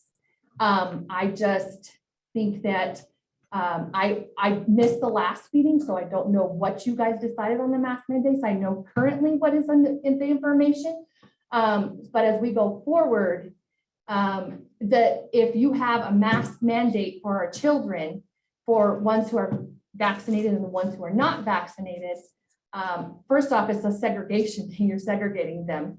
And secondly, it's just perpetuating this whole agenda that the governor is trying to push forward, which I completely disagree with as a parent. Now, I understand that you guys have to make those choices, but I think that I could give you all the information and the education that I have on it, but I also feel that you as well as people who sit on boards need to find that information too and start listening to the other side.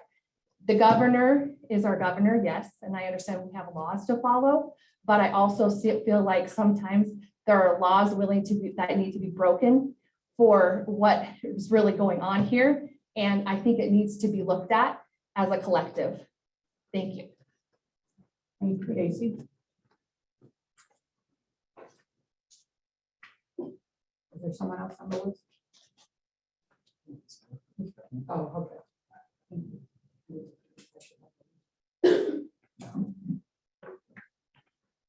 Thank you. If you could state your name. Hello, everyone. My name is Roland Haas.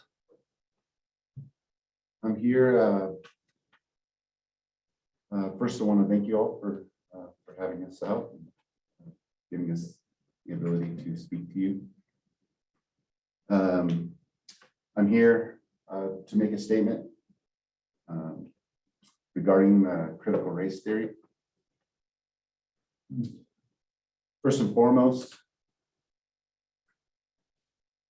there's only one race in this world, and that is the human race. The amount of melanin or pigment in our skin has nothing to do with the good or bad aspect of the human race. Our character and our values do. Critical race theory is something that is teaching our children that there are no individuals in this world, that we're only groups of people that are all the same, and regarded by the color of our skin instead of the content of our character.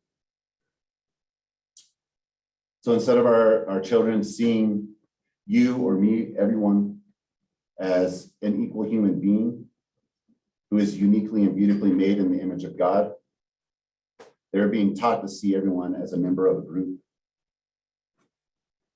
and placed into these groups because of the amount of melanin or pigment in their skin. This in no way should be taught in our schools. Teaching our children about these types of life issues is not the job of our educators, it's the job of our parents. And I am completely 100% against CRT in Nevada schools, especially in Douglas County. I grew up in this town. I love this place very, very much. I am very thankful to be able to come back here with my wife and purchase a home and be a part of this community. And I want to see our children move forward, knowing that they are beautifully made an individual person, that they're not grouped together because of where they come from or a certain area that they live. They are beautifully made right where they are, just how they are. And that's the end of everything that I need to say. Thank you. Thank you. Mr. Thank House. you.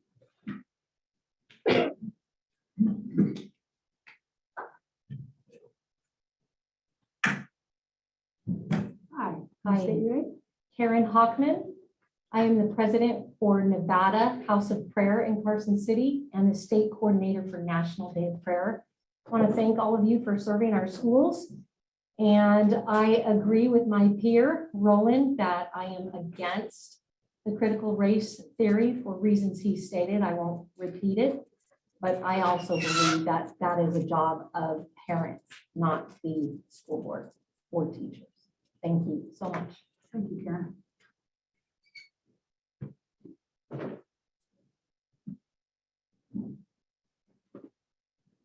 Hi, can you state your name, please? Good evening, everyone. My name is Dana Engelkirk. No relation. Yeah. I love his humor. I would also like to thank you all for what you do. I have become acutely aware of how much time it does take for every trustee and board member, and I appreciate your time and effort.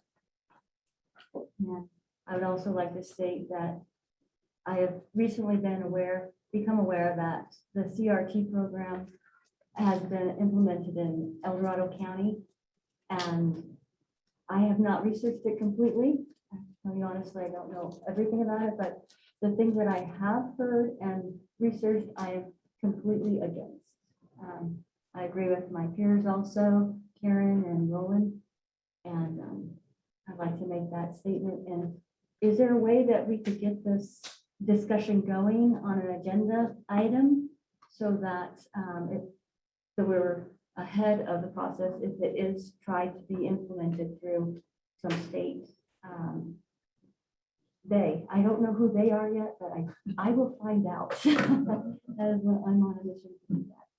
So that's my question. Is there a way that one of the trustees can make a motion or something and get this on the agenda so that there could be more public discussion in the future before it's implemented into those councils? Thank you. Thank you. You're welcome. Thank you. Thanks.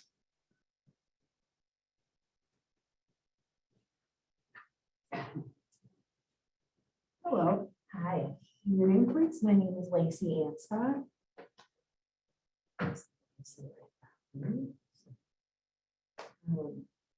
I realize that this bullet point on the agenda is specifically about the masks, so I'd like to address that, even though I do also agree with everyone on the CRT situation.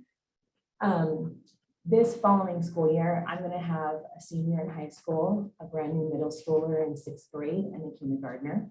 So I will be representing all 3 different years of schooling. And I just want to make it very clear how very much against I am on the mask situation. It was a very hard year for the children, and my son in 5th grade especially, super hard because there are kids in his school that are young enough that didn't have to wear them. And so that created a hard thing because he wasn't seeing all the kids wearing a mask. And especially when the rules started changing and then it was under 9, but you could get vaccinated at 12. And so he's in this little section where he's wearing a mask and mostly everyone around him isn't. And that's hard. That's really hard because school is harder for kids now than it ever was. And you need to be able to see each other's faces. It's just dehumanizing to see this much of your face. And our numbers have gone way down. And it's been summer. The kids have been at the swim center together on each other's shoulders. They've been at the skate park doing tricks with each other. They've been at the rec center playing basketball. And they have not worn masks. And the numbers have not gone up. And it's just time to take them off. It's time for us to make a stand in our state and realize that it's not a necessary thing. I won't get into the politics or the details of if it was ever necessary, but it's no longer necessary.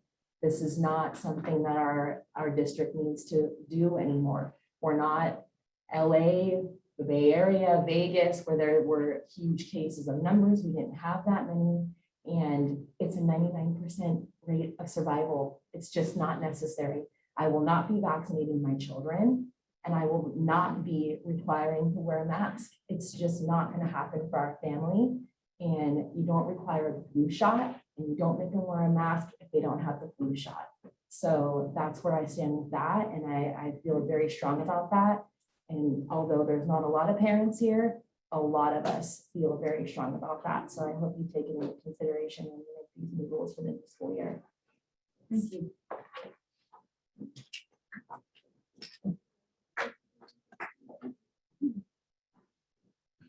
Is there anyone? We have two Two people. online. Okay.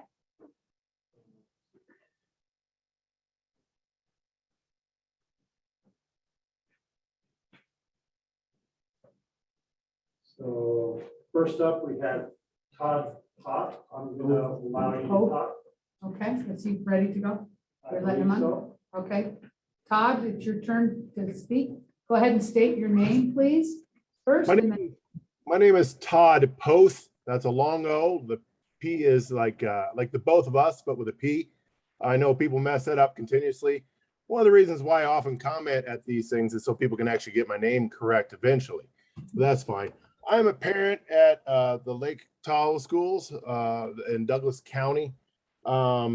First off, I want to congratulate and cheer on the school board for making a fiscally responsible and prudent decision on keeping masks going so that we didn't lose or potentially lose a lot of money from the state by violating their rules. As long as those rules exist, I hope you tend to follow those rules and don't put us in any jeopardy to lose funding. Masks are not that hard. And yes, I am the parent of the one kid that some parent out there said should not go to school for her services because she's a high risk. But I digress. Let's move on to some good stuff going on at the Lake schools. First, I want to congratulate the Sydney family and a big thank you to the Sydney family and to Keith Byer for helping fund the new playground that has just broken ground this week. We got a new playground going in at Zephyr Cove Elementary. That is a huge, huge thing. The next thing I want to talk to you about, I think you guys all know there's a lot going on at the Lake schools, but Keith, don't worry, I'm not going to bring that up. We've already kind of discussed that, and I know it's going around there. We're working on it, but let's talk about something else. I'm not sure that the school board is aware, but the Lake schools are in a unique situation. The Lake schools are the only schools in Douglas County that has to actively compete for students. We have to continuously compete against the California schools in our community for our students.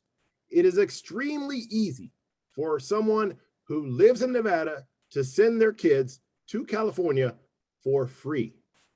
If you pay any taxes in California, I have a business that's based in Nevada. I live in Nevada, but I have a business license in South Lake Tahoe because I do business across the state line. I could very easily send my kids to the California schools for free. So can the school board, can we do something about that? So maybe the California schools could send kids back and we could get funding for them. I know we have an agreement with Alpine County, but maybe this would be something to look into.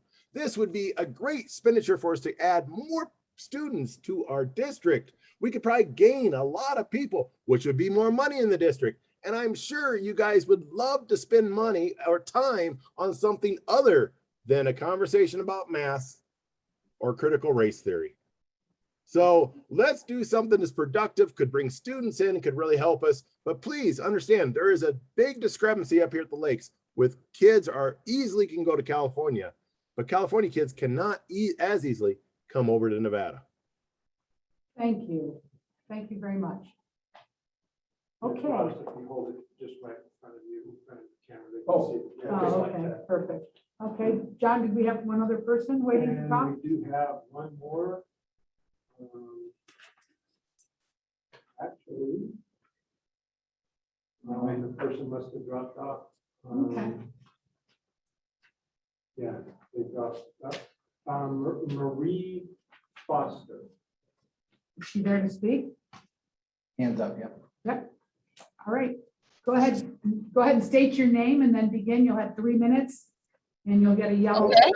You have 30 seconds left.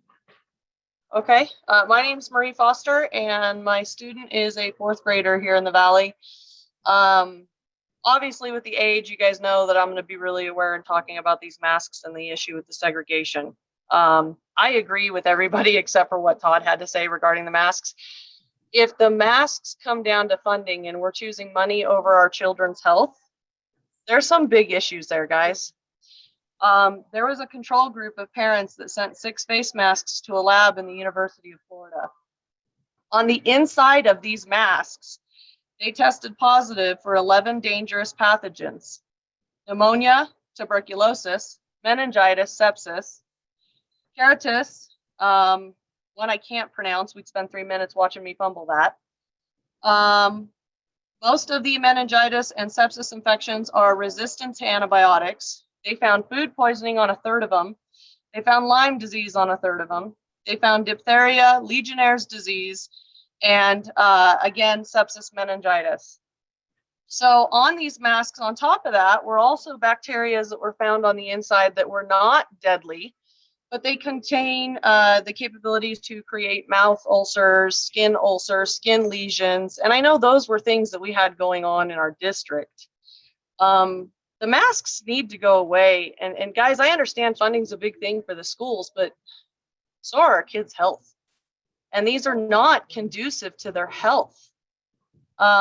If we can get medical exemptions from wearing masks because we have sensitive lungs or we have something going on with that, at what point do the masks become a positive thing?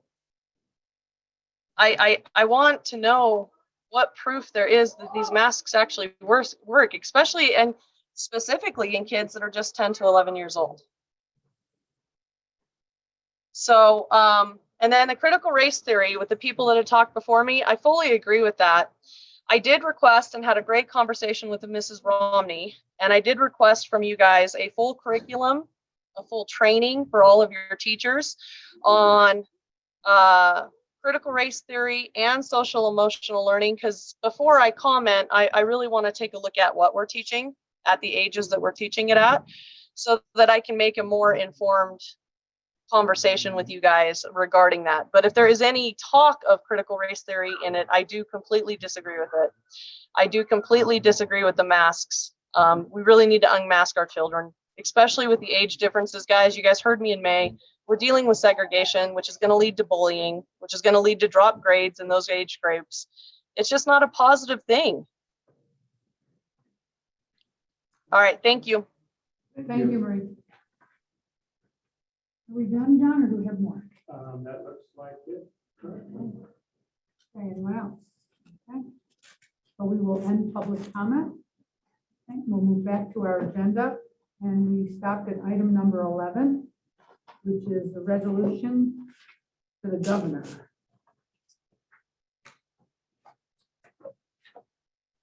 Superintendent Woods. Let me find it in my mess over here.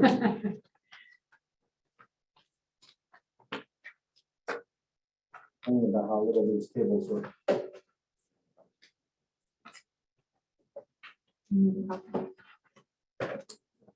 Oh, because it was in that folder. Did you get the revised? Yeah. So the agenda, this agenda item comes forward at a motion passed at the last board meeting regarding the board's desire to send a resolution to the governor. And so I have made my best attempt at given a history of the governor's directives regarding face coverings. I tried to identify every one of those that was specifically mentioned, face coverings. Those are the whereas comments, and then we get to the back part in terms of it be resolved. It be resolved that the Board of Trustees of the Douglas County School District urge Governor Sisolak and the Nevada Department of Education terminate all mandatory provisions within current emergency directives and any additional supplemental guidance. The mandatory use of face masks by all students, staff, and visitors to a school building if the Board of Trustees determines in its sole discretion that the pandemic is at current or better conditions or non-trivially worse, and be it further resolved that all mandatory provisions be converted to non-mandatory guidance principles that can be considered and implemented by the Board of Trustees in its sole discretion, given their knowledge and understanding of the impact of these provisions on the students and staff in their school district. And be it further resolved that this resolution be delivered to Governor Steve Sisolak and Superintendent of Public Instruction, Joan Ebert. So that's my attempt to represent what I believe I heard the board talking about last month in a 5-2 vote. And so I will turn it over to you for further guidance on your desires and this is open for any kind of revision. We're not bound to this language. It's certainly open to the board for whatever your fancy. Okay, Trustee Lehman, why don't you start us off? Okay, if I need to turn my video off again, I can.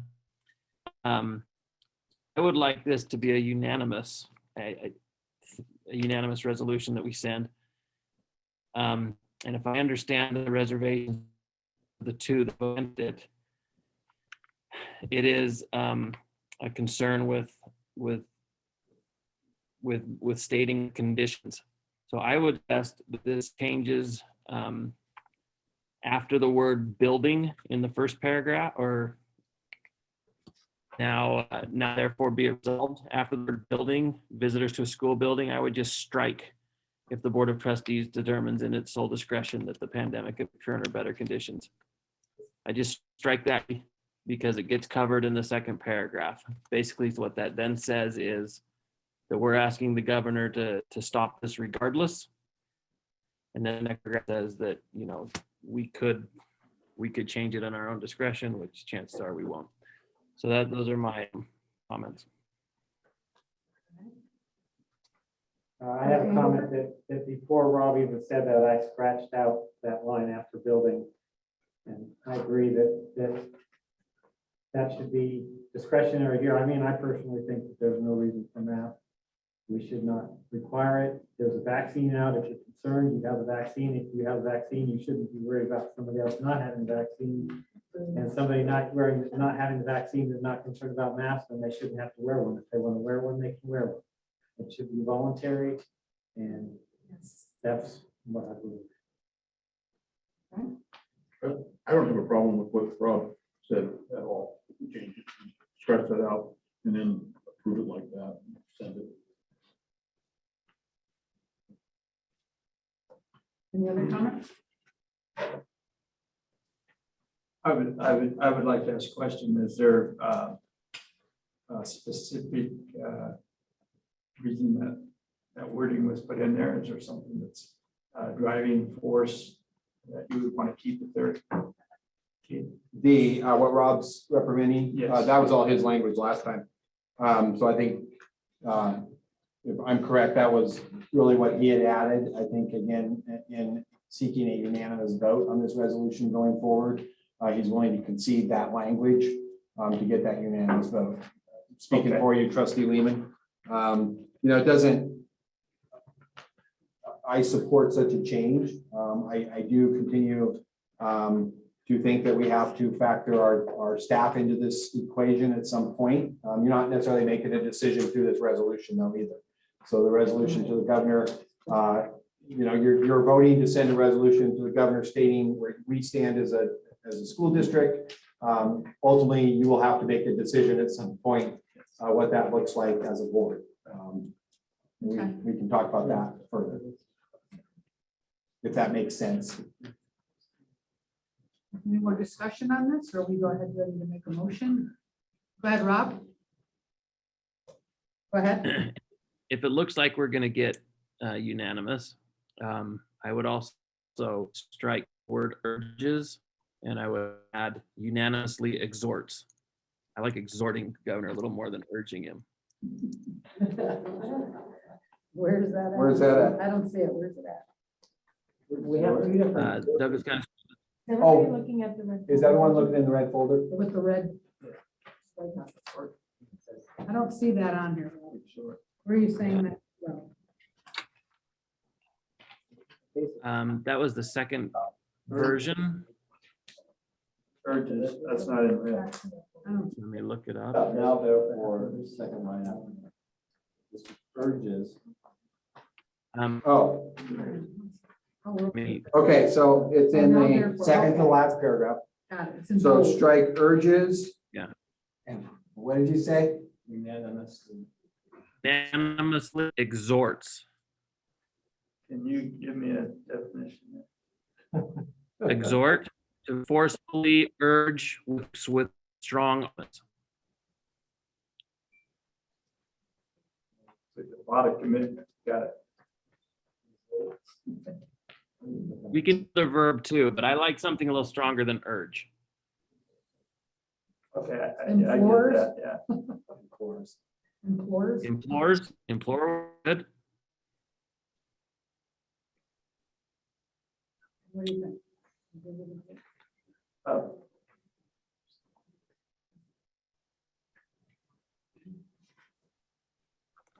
All right. did you get a definition? Oh, I was looking up synonyms. Oh, okay, okay. And Rick was looking up Any synonyms to your exhorts. It seems like implorer is more closer to urge or synonyms. Oh. Than. Are you okay with implores? Rob? And so I read the definition of exhort. It says to incite by argument or advice, to urge strongly, exhorting voters to do the right thing. Anyway, that's the verb. I'm okay with implore. Synonyms, but that's fine. Okay. Okay, let's go ahead and make a motion. So is that one language, you want that word in there? We're okay with it. We're okay with exhorts. Exhort? Yeah, I think so. Well, we'll see. Like him to take it seriously. Yeah. I Exactly. just want to make a comment on the masks. I think the cure has been worse than the disease, and masks are wrong. And health-wise, it's bad for our kids to have a mask on. It's terrible. There's more trouble than good.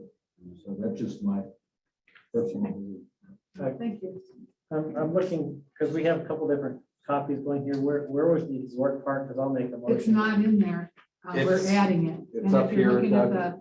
the, it's under the Now second. for. Now therefore. Okay, be it urges, so now we're exhorting. Now, we're Unanimously unanimously exhorting. Okay, Exhorts. Unanimously exhort, sorry. all right. Want to make a motion? Motion Go ahead. that we change the wording to, in the third to last paragraph where it says now therefore be it resolved, that we unanimously exhort, no, that's right, we not unanimously exhort Governor Sisolak, and then we go on to that, and where it says school building, the rest of that paragraph be striked out. That'll be my motion with how we word this. Second. Motion made by trustee Engelkirk, seconded by trustee Chichester. Right, okay. And That's what it was. Can it be restated? you need it restated, Rob? I'll read it if you want. Yeah. Rob's got another question. Rob, do you have a question? No. Okay. If I can share my screen, that's disabled. I can put up but it's fine. We're good. I think I we're can good. just read it. I think we're okay, honey. Thank you. You can read it. Now I think you were fine. We had made a motion. Okay. Karen, you got it, right? We seconded it. Now we're looking for public. The changes you wanted, Rob. Right, it's exactly what you said. And do we have any public comment on this item? If not, we'll bring it to a vote. All those in favor of the changes? Actually, you have two public comments. Oh, sorry. With their hands raised, I'm sorry. Okay, so I'm sorry. let me- Second. Chuck, Ross did. Ross. So let's go ahead and take our public comment at this time on this item only. The first is Marie Foster. Okay, Marie, go ahead. You have 3 minutes. Hold on. 1 second. Okay. Go ahead, Marie. Hi, are you there? Yes, go ahead. hon. Okay. I'm almost in tears right now with what you guys are doing. And if I'm understanding this resolution right, you guys are, you're taking it to the governor, you're going to combat it, and you're going to help our kids get rid of these masks. Is that, I'm understanding that correctly, correct? Is this the beginning of this? Amen, guys. Amen. Thank you. Thank you. Okay, thank you, Marie. And is there someone else on public And comment? then we have Sarah Jacobson. Okay. Go ahead, state your name. Hi, this is Sarah Jacobson. I was just calling to say thank you so much, you guys. Thanks for listening to us as an employee and as a parent. I just am so grateful to have a board and a superintendent who has the best interest of children and their development and their health in mind. And thank you for your time and just listening to all of our concerns. You guys, there's a reason that we elect you. So thank you. Great job and have a great night. Thank you. Is there anyone else? Okay. So we'll move on to a vote. A motion was made, it was seconded, and so we'll go ahead and vote. All those in favor? Aye. Anyone opposed? Motion passes 6-0. Thank you. Okay, that was item number 11. Now we're moving on to item number 12, which is the safe return to in-person instruction and continuity of service plan. And Superintendent Lewis will bring this forth. That's in our packet too, right?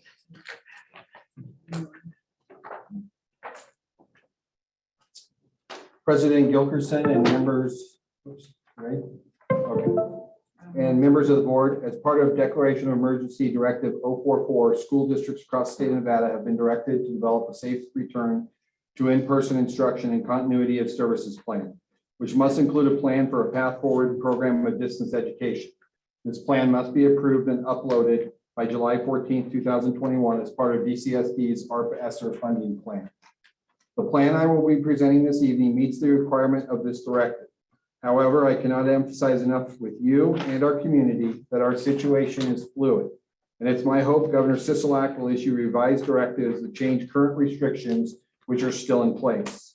I also want to state for the record that while DCSD has been granted local control of many of the 2020-21 COVID mitigation measures, such as physical distancing, capacity limits, size of gatherings, I continue to advocate and actively work with Nevada's other school superintendents in seeking local control of face coverings for the 2021-22 school year. As I now move into my presentation, I again ask that you keep in mind that the plan I present tonight meets the requirements established by the state for the purpose of requesting and securing ESSER funding, and it remains in line with current state mandates.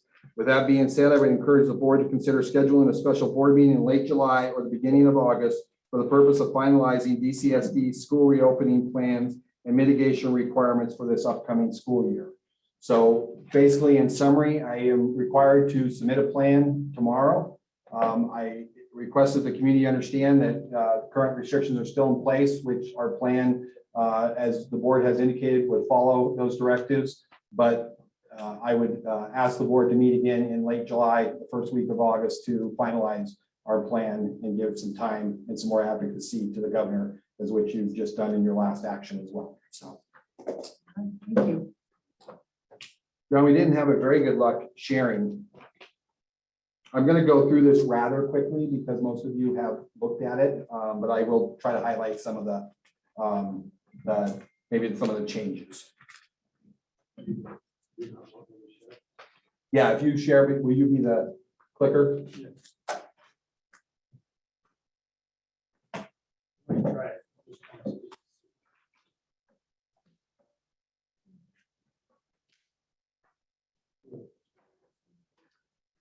Okay.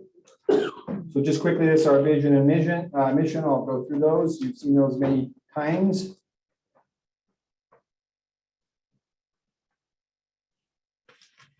I'll do it. Okay. Go ahead and click. So again, this is just an overview of why we're here tonight. As part of the federal relief money that the district is eligible, we have to develop a continuity of distance learning plan. And basically what that means is we have to have an opportunity for any student in the district to be able to get their education through distance learning as long as the COVID pandemic emergency directives are in place.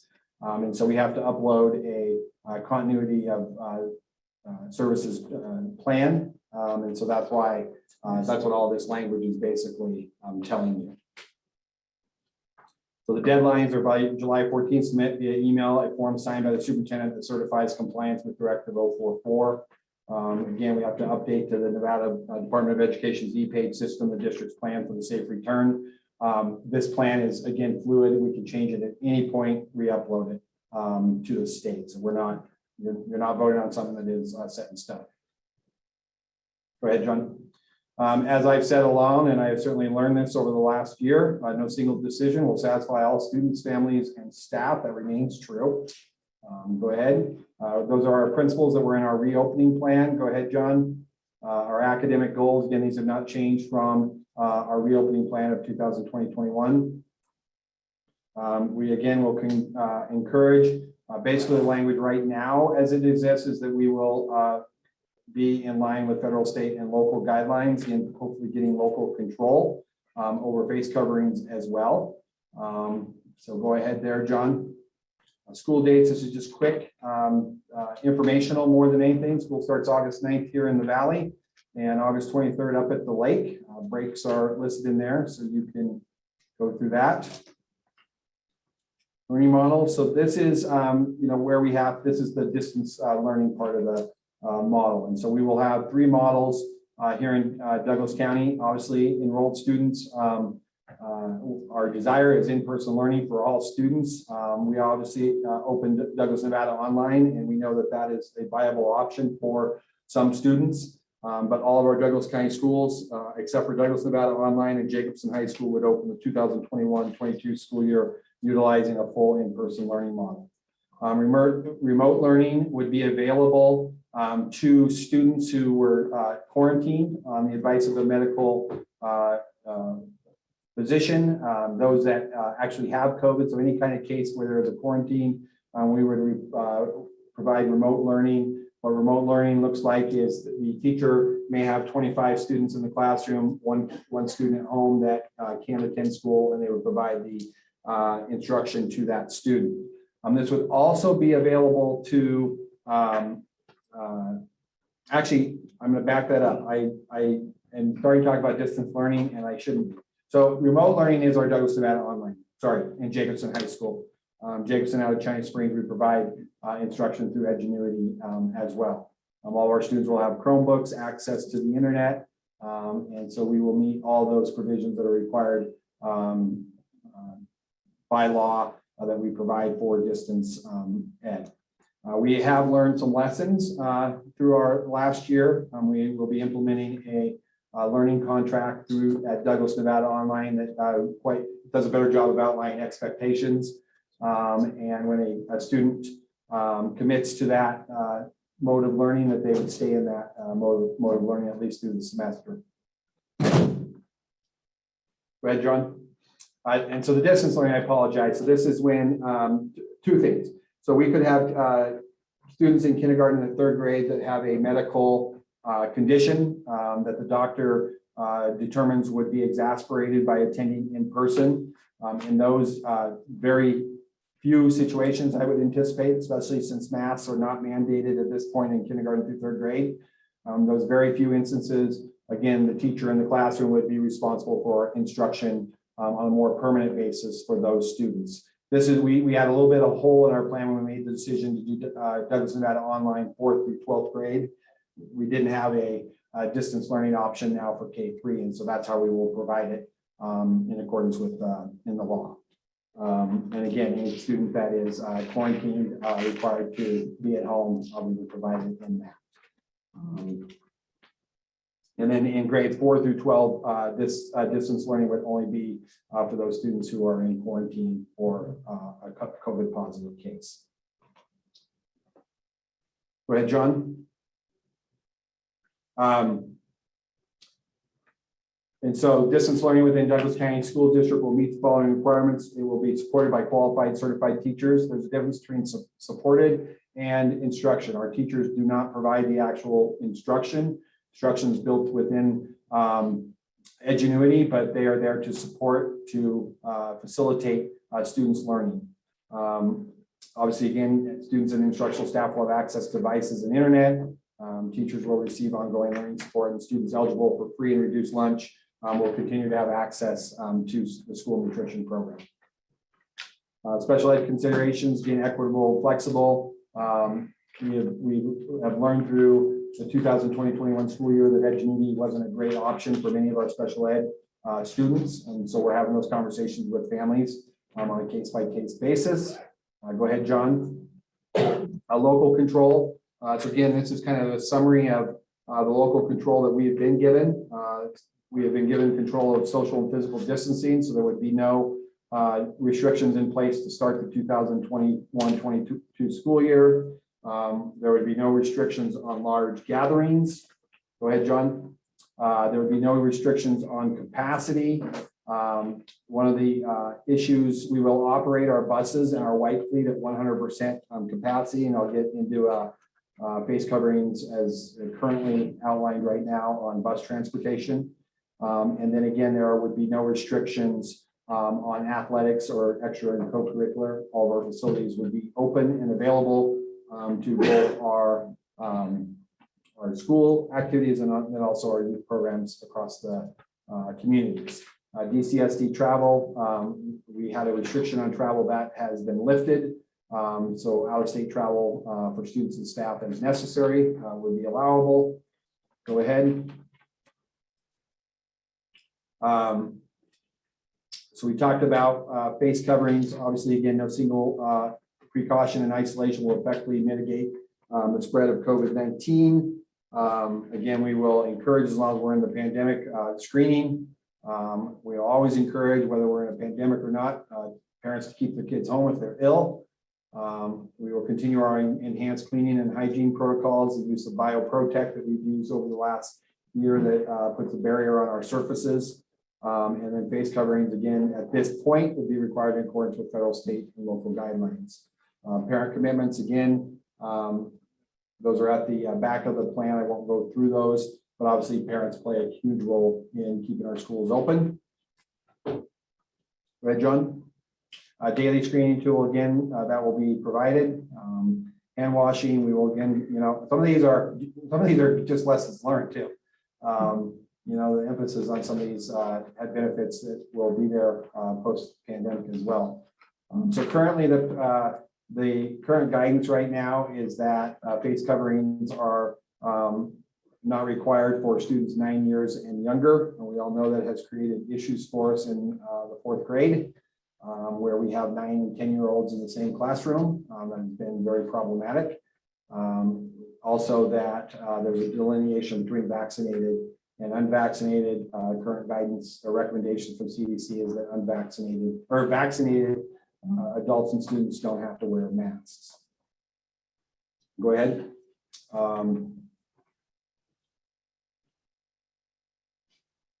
We will continue, and I think that that's the area where I really want to encourage the board, over the next 2 to 3 weeks before we meet again. If that's what you choose to do, is really trying to ferret out the CDC guidance, and there's some inconsistencies in some of the language coming in these directives of how much do we lean on CDC versus how much, and so that we want to get some clarity certainly on those issues moving forward. I want to be clear, if you joined us late tonight, there was an inconsistency between the plan and my presentation. We are not requiring vaccinations as a school district, but also be mindful that we do have the asking a student or a staff member whether or not they have been vaccinated is not a violation of HIPAA, as many people like to say. If we go further to ask them why they're not vaccinated, now we cross the line into HIPAA. So just want to be clear on that. Quarantine, again, none of those, the quarantine measures will currently remain in place. We've received nothing from Carson City Health and Human Services that says differently. Close contact will still be defined the same way as it was. We will continue to administer the Abbott Binax COVID-19 test. We've got several nurses trained to administer that test. It was very helpful in the spring to get people quickly tested and back into school quicker than they may have been able to through other testing measures. Again, this is just clarification that while the plan, well, actually the plan probably out here tonight does not say it, we corrected it, but vaccines are not required of students and staff. We will, however, provide opportunities for vaccination, just as we do other vaccines that students are required to have. We will also provide access to the COVID vaccine for those that choose on their own accord to what they want. Transportation is, this is, the guidance still requires adults and youth and all students, whether they're vaccinated or not, to ride or to wear face coverings on bus transportation. So hopefully that's something that we will see change. I did add a little language here as outside air quality permits. If you remember, when we got the smoky conditions in the fall, one of our issues was that we were having kids eat outside, and because of capacity limits, we were driving our buses with windows down. The air was so bad that it prevented us from implementing those measures. We will not have capacity limits, and I put this language in there so that we don't lose school time due to smoke. I mean, we still could, it could be that bad, but I don't want to have to close down our schools because we can't transport our kids with windows up. So that would be a change. School nutrition, again, they've extended the free lunch program for another year, and we would make that available to all of our students, whether they're in D&O, in a remote learning or a distance learning environment. It would be made available for pickup at various school sites across the district. Sanitation and cleaning, again, I think we did a really good job. Kudos to our custodial staff of the work they've done over the last year to keep our facilities clean. Facility use agreements, again, we will be looking to allow community to use our facilities. Parks and Rec and Boys and Girls Club are both currently back in our school facilities, which is good for our community. A man across the screen that clicked through his own you clicked through one too quick.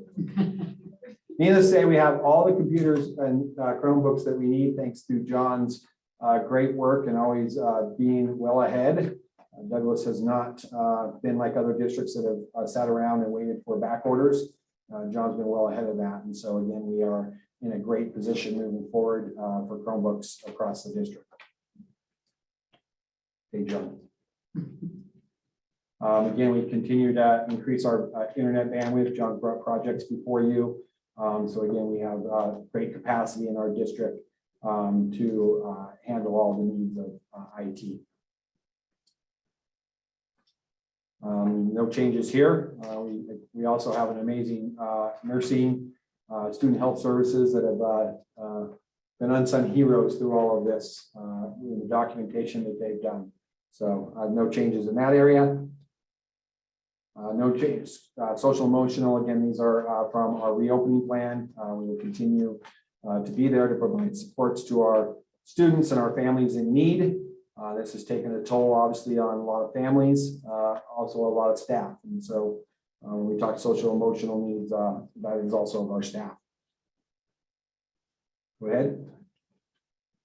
We will, again, our intent is to allow parent volunteers again. And again, base coverings will be required in accordance with whatever the federal, state, and local guidelines are. And then again, we don't want volunteers and visitors coming to our school if they're sick. That's a no-brainer. And again, we will encourage student teacher placement, practicing students, and observations. So generally, our plan is to proceed with a wide open school and hope that we get some relief from the state on the one issue that's still at hand that we talked a lot about. And we talked about community partnerships, and that's it. Thank you. Any questions from the board? I have a comment. Okay, thanks. I personally, I don't know what kind of funding is involved with this, but I think as a school district, my opinion would be that masks would not be required regardless of what the governor says in the next month before school starts. And I just think it's an important enough issue that I'd be willing to forego the funding that comes with this thing. That's my comment. Any other comments? Well, I think we ought to submit the plan as it is right now, and I think that we should have a special meeting to see if our resolution has any impact on the governor. Number one, and number two, make a final decision on that prior to the start of school. I think we should give them a chance. I'm okay with that. Robin? Is Rob still on? Yeah, he's on the. Yeah. No, I agree totally with Ross. This is, so the intent is to get that submitted tomorrow and have our special meeting. Hopefully we have some leeway with that. Right. We have to, do you want us to actually name a date that we want to meet? For a We can talk special about that meeting? in the future. Okay, perfect. Yeah, and I think the other thing is, as you said, Keith, Actually, let's talk about it now and put it in the motion. We'll have a special. I think that the other thing you said is that we're going to try and get some better clarification from CDC Right. and different things like that. So let's get all that information in this. It'll be a one item meeting, most likely. Let's have, and spend the time we need to spend and get it done. We all want to see maps go away. I mean, I want to see it too, But, Okay. okay, and you tell me. I'll get it in my calendar. I know, Keith, we had talked earlier and we had talked possibly, you said the end of July, first week of August. We were possibly looking at the 2nd or 3rd of August, which is a Monday or Tuesday. Those are two options. I would prefer August 2nd if we could make it work. It just gives us one more day on the, students report on the 9th here in the Valley. So the more time for any adjustments we have to make. Does it have to be August? We want to do it before school starts. Why not? Starts next- Well, we got 1, 2, I'm just saying. He end would of like, July. he would like to hold it as long as possible. I'm out of town the 1st to the 5th, but I'll be in Michigan, so I can probably call in. So, Okay. whatever you want to do. And trying to balance that, push it as not too close, but No, far enough out to right. give them hopefully some time to. So that's why he said the first week of August. Sure. Possibly Monday. You The said- 2nd, are you? What's the okay? best? Yeah, I'm one? fine. Second would be good. Second. Second. Okay, with the Rob? second. Afternoon. We could go whatever time you want on the 2nd. Oh, okay, whatever, do we have to wait, do that But, now? I'll be flexible on that too. Okay. Somebody would like to make a motion? What time do you want to do it? I mean, what time is a good time for everybody? I can tell you my good time. Is it, the scope of it, hang on, Ross, sorry, the scope of it, I thought the agenda item was on approving the plan, so. Right. Are you gonna try to also incorporate a date? Yes. Special meeting? Okay, thank you. Just making sure. So yeah, so we need to make a motion to approve this plan and then add to that a special meeting. I would recommend, because of public interest, that it be late afternoon. Yeah. 4 o'clock. Here's our board meeting. Same as Okay, our board meeting. Okay. okay. So I'll go ahead and make the motion. I would make the motion to direct staff to submit the 21-22 safe return to in-person instruction and continuity of service plan, with the caveat that we have a special meeting on August 2nd to discuss specifically any modifications we may want to make to the plan prior to the school year starting. Okay, a motion was made. Would someone like to second? I will. Go ahead. I'll second. Okay, seconded by Carrie. Is there any public comment on this item? Okay, we have public comment. Go ahead and state your name again, please. Casey. I keep thinking that button, I have to push it. Casey Rogers. I just wanted to say something because you specifically used the word pandemic. And I just have a question. If we are in a pandemic, how is there a 99.8 survival rate and it's still titled a pandemic? Secondly, I'm not going to be gaslit by our governor or board or person or anybody who forces this vaccine, because the next step from the mask thing is to literally vaccinate the entire population and using an experimental vaccine. After the experimental vaccine, it's going to be, if it is approved by the FDA, which it is still not, we need to be say it's authorized. And if that happens, my question is, the medical community believes that the vaccine is a legitimate vaccine and is good for the people in the population. But why are people magnetic? Why are people literally being on their vaccination sites magnetic? Do you even know about that? I'm curious.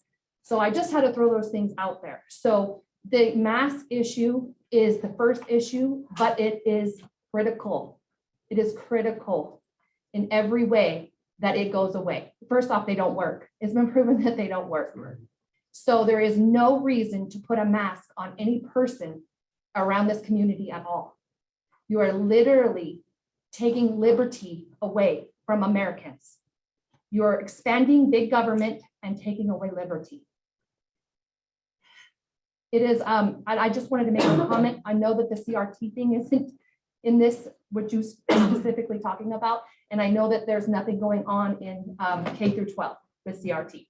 However, it can be. And the way that it's going, it can be. So I'm glad that you mentioned that so that you get a hold of that, because it's literally the communist playbook. And no communists belong in the United States of America. This is America. And that's all I wanted to say. But we are no longer in a pandemic.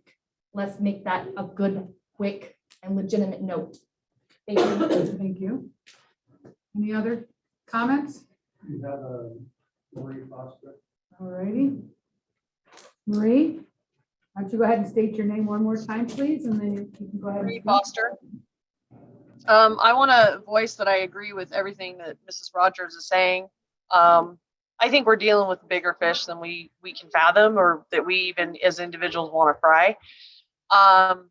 I do want to thank Trustee Tony Magnotta and Trustee Doug Engelkirk for speaking out today against the masks. The last meeting I was in, it wasn't this way, where you guys were beginning to voice, your opinions, and you represent us and you represent our children. And I'm very, very thankful that I'm hearing you guys start to speak out. From what I understand, what I'm taking away from this meeting is that you guys are signing a resolution to go to the governor and say, hey, we want to manage our own stuff, and we think we have it under control.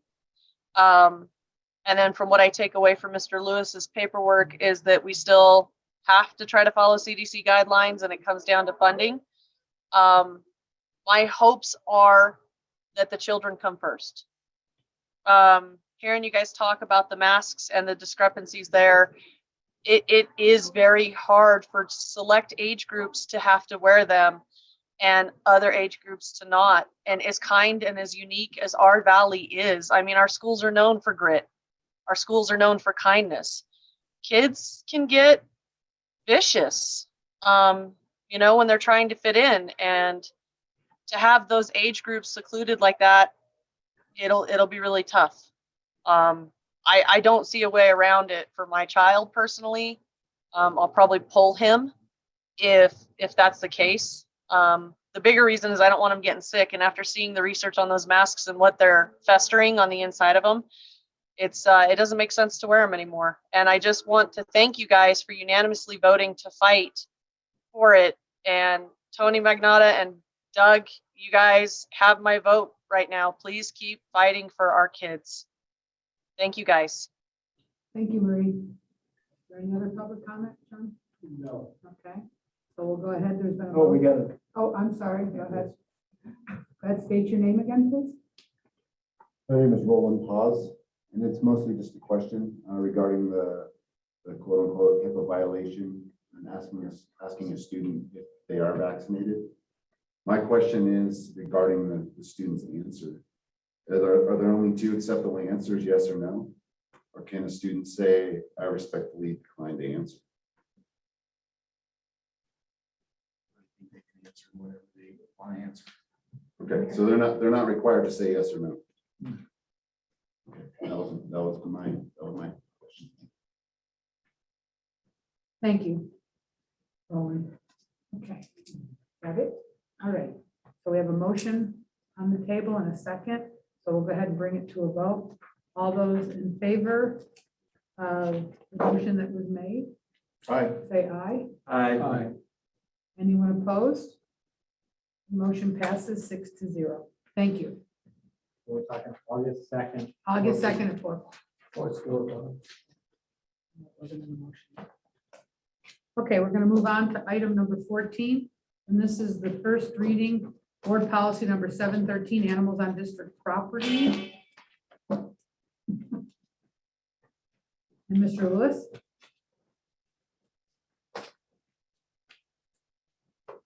You know, I feel like I just dropped everything and can't find anything. Okay, here we go. So again, from our last meeting, we had an extensive conversation on animals on school property.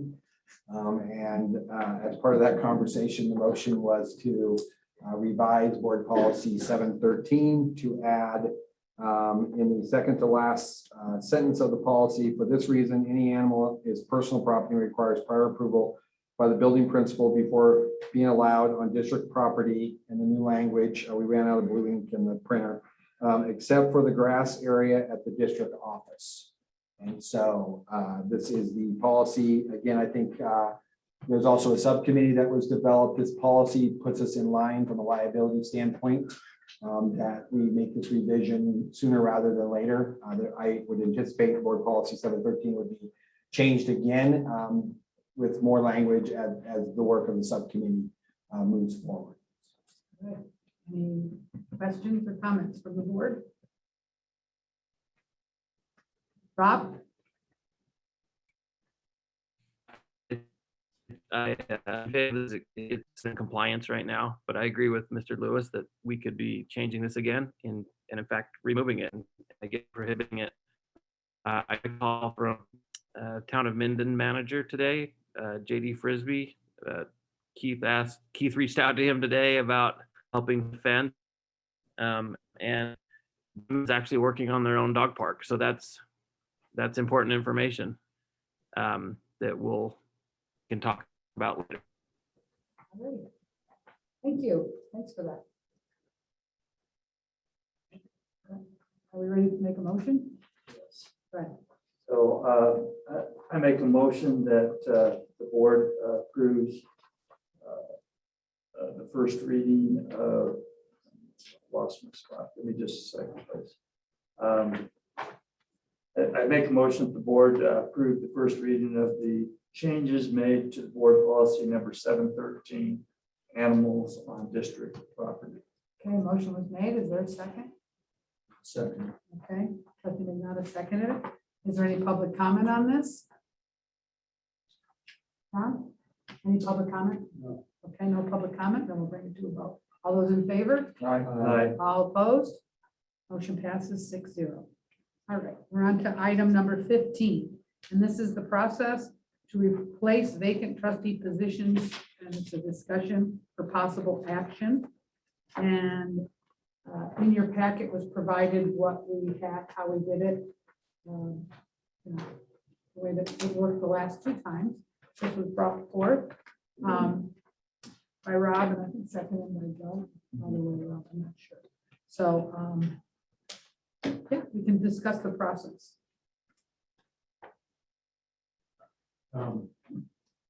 You want to roll?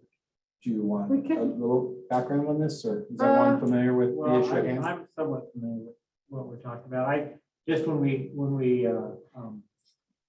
had the Heather Jackson nomination come through, the whole idea of, having them come in front and hear our comments while they're there, yay or nay, it seems to be a bad thing, because if somebody is opposed to a certain person that's up there and states those points, and then that person ends up being a trustee, we have to work with them.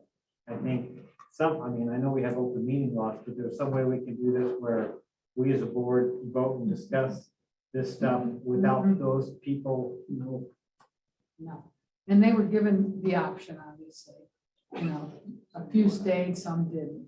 So I know it's an open meeting, you can't. Yeah. There's no, I understand what you're Okay, saying. well, then we probably need to, I don't know, my feeling is we need to come to a way that we can, vote like a first round or second round, whatever we're doing. Well, I guess if it's gotta be an open meeting, I'm not sure how we do that. It just seems to me we're gonna be in an uncomfortable situation where we're working with somebody that maybe we didn't support or something like that. Yeah. I went through the same process. I was appointed. There were three of us. All three of us chose to be out of the room for the interview. Well, maybe that's something. But that was a choice. Right, well, maybe we make that clear to the people, that we state the reason why, you can stay if you want, but because we're gonna have to work with you, it would be better if you guys, it's your choice, but we would request that you leave the room, but it is your option. Is there some way we should do that? Well, now we're recording our meetings. Yeah. So they can listen. go back and watch it. So it doesn't matter. And so I think the item that came forward was this process. I mean, I agree with you how uncomfortable that We is. won't call on you first. It's hard, Thank yeah, I you. know. I called it first. Yeah, that was true unfair. That's why I say, Yeah, you did. You're a nice guy. But I think what we're discussing is this here, and whether you want to change this process, or if this is acceptable, or to just discuss how we feel about how we did this in the last two times, if this was. I think that's the appropriate way of doing it. I think that's the legal way of doing it. I'll comment if I can. Sure. Please do.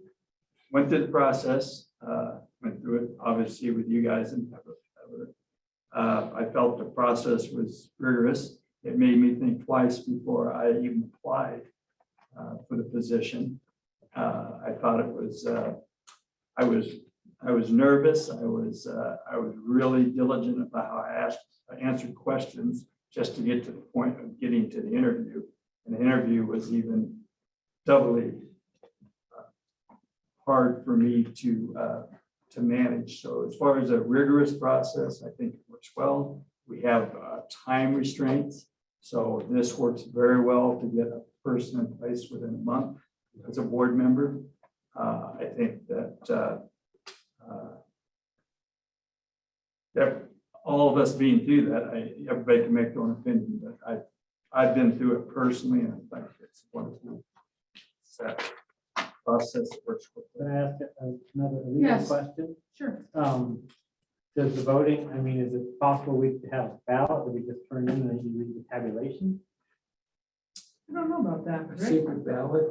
Well, not, I mean, yeah, basically we submit an anonymous ballots and the president reads results of that.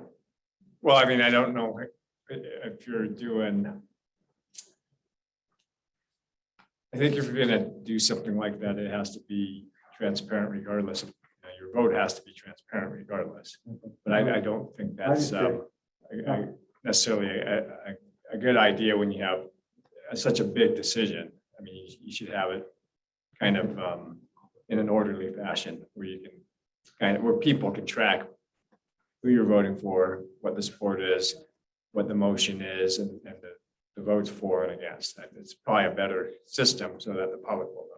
And I also, and Rob, I'm going to call you next to give a comment or question, but I also want to say that when people are in front of us, you kind of advocate for who you want, not who you don't want. Right. No, And that's a way to get around that, I think, to say, I think this person is a good candidate, and this is why. You know what I'm saying? And that way, your comment earlier was, if I don't vote for somebody, then they get on the board, or they, there's no precedence for this. But I think if you keep it positive and you say why you want to vote for somebody, then I think that's a better way of doing that without, or, whatever. That's just my thing. Now, well, when it comes down to the voting, I'm trying to remember exactly how we did. It seems like we voted once. Yes, and then we took the top three. We narrowed it down. We took the top And then we three. voted again. And then we voted again. Yes, that's how it worked. I mean, I think the questions are good, and I think the fact that we were able to submit an additional question each was good. So I think that part's all good. My main concern was that other part, but just so I know the process going in. And Sure. I guess it works, and that's what we have to do, so. And maybe we need to put in this about the additional question, because it's not. Well, it's not gonna be in the notice, that goes in. No, I know, but I'm saying in our Into the motion. shift, right? Yeah. Right, I'm saying in our motion, if we go that way, we might, that everyone submits a personal question. Which we do first by the president at the time. That's what happened. You just said, I think what happened is you sent in 2 questions. Right, and you chose one. And we chose one. We sent it to legal to make sure that we could ask both, the questions and then chose. That's how we He chose wrong, but that's all right. Okay. Trustee Lehman, I know this was an item for you. Do you have any, would you like to say anything? Yeah, I've switched devices, so maybe this will work a little bit better. If not, let me know.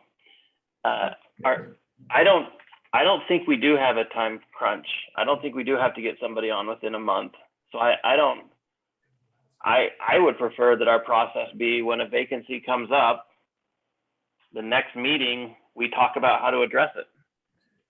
We talk about the questions we want to ask. We talk about the process we want to go through. I think rushing through things and having questions that aren't approved by the board isn't a good idea. And questions might change. We don't know when the next vacancy is going to show up, and there might be a topic that's important that we want to ask about. So, we put in, there were deadlines that were created that weren't approved by the board. And so I just think that as a matter of transparency, I think the full board needs to make the decisions on all those things, on deadlines, on questions, on all of that. Okay, thank you. That says my piece. Okay.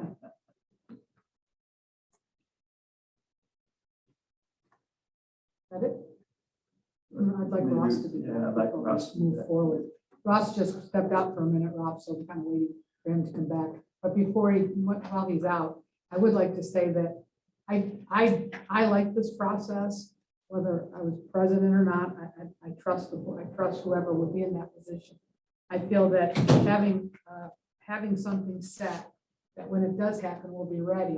And I disagree in the sense that I think that we should fill that, because we're leaving, if we don't fill that position as quickly as possible, we're leaving those families that are in that district without representation. And I think it's important that each district is filled in a timely fashion. So I do believe that if we have something like this that's already set up, that we can just go with it and not have to, not have to bring it to the next board meeting and vote on it and then wait another month and so forth. But that's just how I feel. That's just my opinion. He said he didn't want to do this because he wasn't what we have. We should probably have Rob restate. Yeah, Rob, why don't you go ahead and restate what you said, please? I'm trying For Ross's sake. Thank you. I said, I think I don't think that we're in a huge time crunch. I think it's okay to let a meeting go by. We have people miss meetings all the time. Heather Jackson's gone this meeting. We all miss meetings. To miss one meeting, I don't think is a huge tragedy. And I feel like the board should be involved as far as deadlines and any other decisions that are made. I mean, under the current process, who's defining the deadlines? Is that a question? Sure, yeah. Like if we. I think it was the officers and the superintendent. Yeah, and the law says that the whole board should do that. So I'm just not sure that's appropriate. That is the law. The law says the board should choose the trustee, and I think that's part of the choosing process. I don't agree. It says any vacancy occurring must be filled by appointment by the remaining members at a public meeting held after notice of the meeting is published at least once each week for 2 weeks in a newspaper qualified, blah, blah, blah. So it's just, I mean, the board makes the decision after the notice is published. Now, who determines what's in the notice?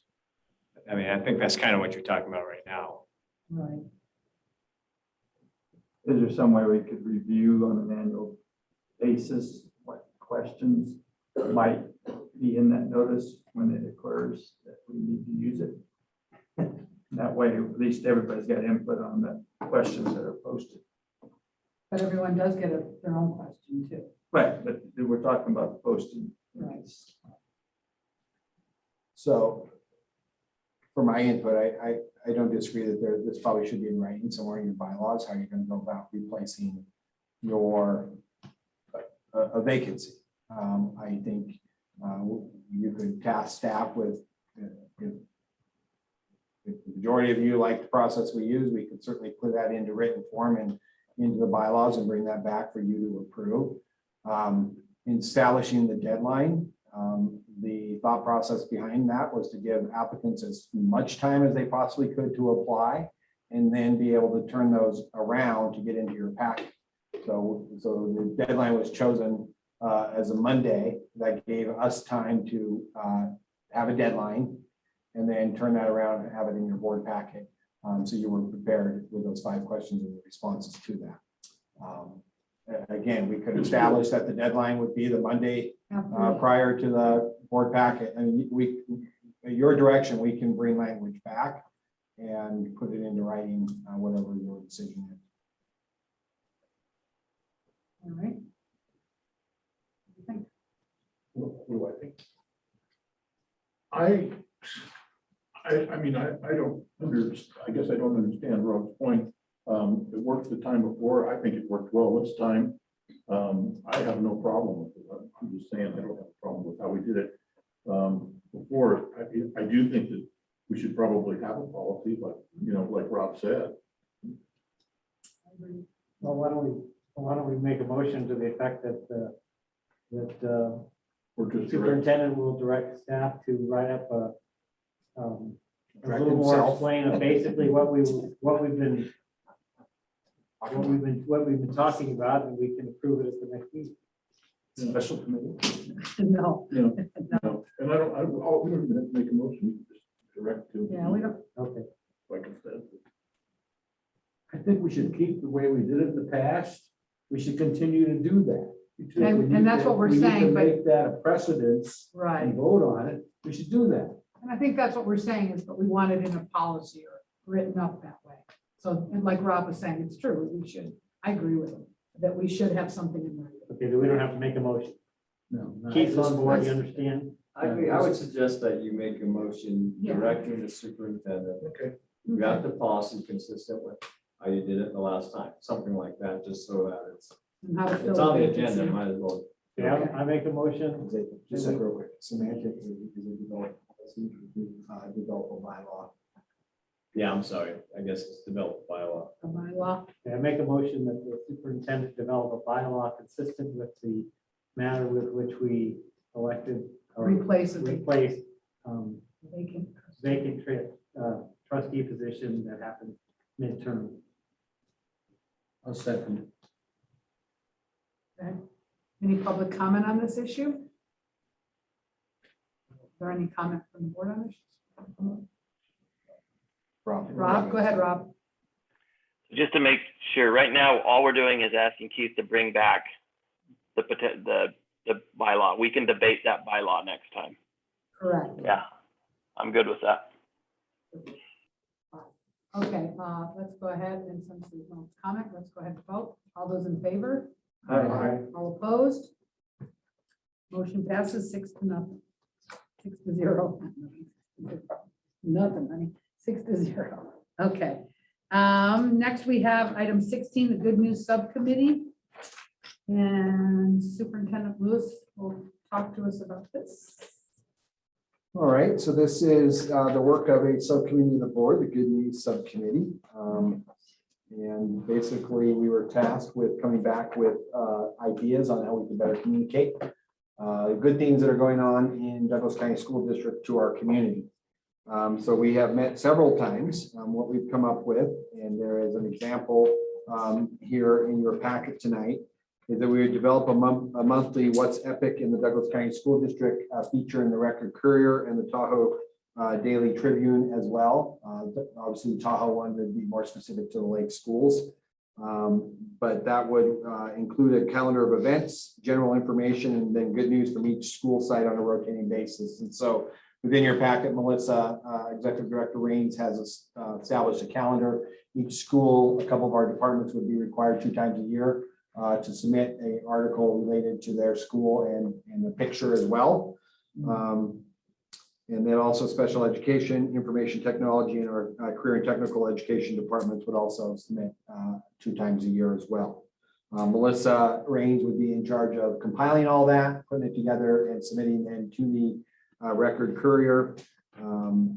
I was able to have the opportunity to speak at the Chamber of Commerce in June and brought up this idea and the fact that we were looking for sponsors that would be willing to sponsor the article for publicity. There was, well, I can't give you any names tonight because Tara Adio from Record Courier has been on vacation. Several people in the crowd expressed interest in doing it and then have reached out to Tara as well. So we are confident that we have some sponsorship. I would ask the board though tonight, if this plan is in agreement, that you also consider as part of your motion whether or not we would be willing to pay for, if we had a month where we didn't have a sponsor, that we would be willing to pay for that month. We'd be looking about probably a half-page article in the paper, which would be around $336 a month for that space. Again, I don't anticipate that that's going to be an issue, but before you tonight, I believe I can tell you with confidence that we will have sponsorship. There just could be a time where, for whatever reason, we have a hole in that. Also, we talked about the first one would be in early August, right prior to the start of the year, and then I would obviously probably be part of that feature as well, just welcoming families back to our new school year. And then Rob had suggested as part of the committee that we do a new agenda item at each regular board meeting to include good news if the president has received something that maybe we didn't get into the paper that comes across, that we would have that as just kind of a standing agenda item. May not be every month, but that we would have that built in, that we could share some good things happening as well within our board meetings. So that is the plan before you. I don't know if any of my subcommittee members want to discuss this as well, or if I missed anything. Wanted to say that I thought Melissa did a good job. And I wanted to thank her for, I know she's not here because she had surgery. Oh, she's here? Oh, good. Is the sponsor acknowledged?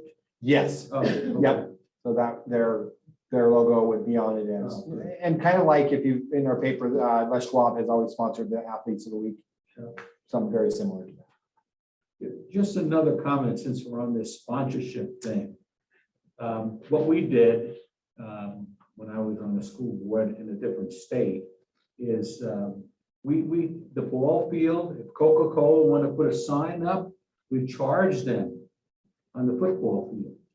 And if someone else, Les Schwab want to do something, and that's how we paid for a lot of things because of these advertisements that we did. So that's just a suggestion on how to generate some more income. Yeah, they do. I know they do that at the rec center. And our athletic teams, many of them are doing that quite well around the football and baseball stadiums if you've been in those facilities. Doug? I lost my train of thought.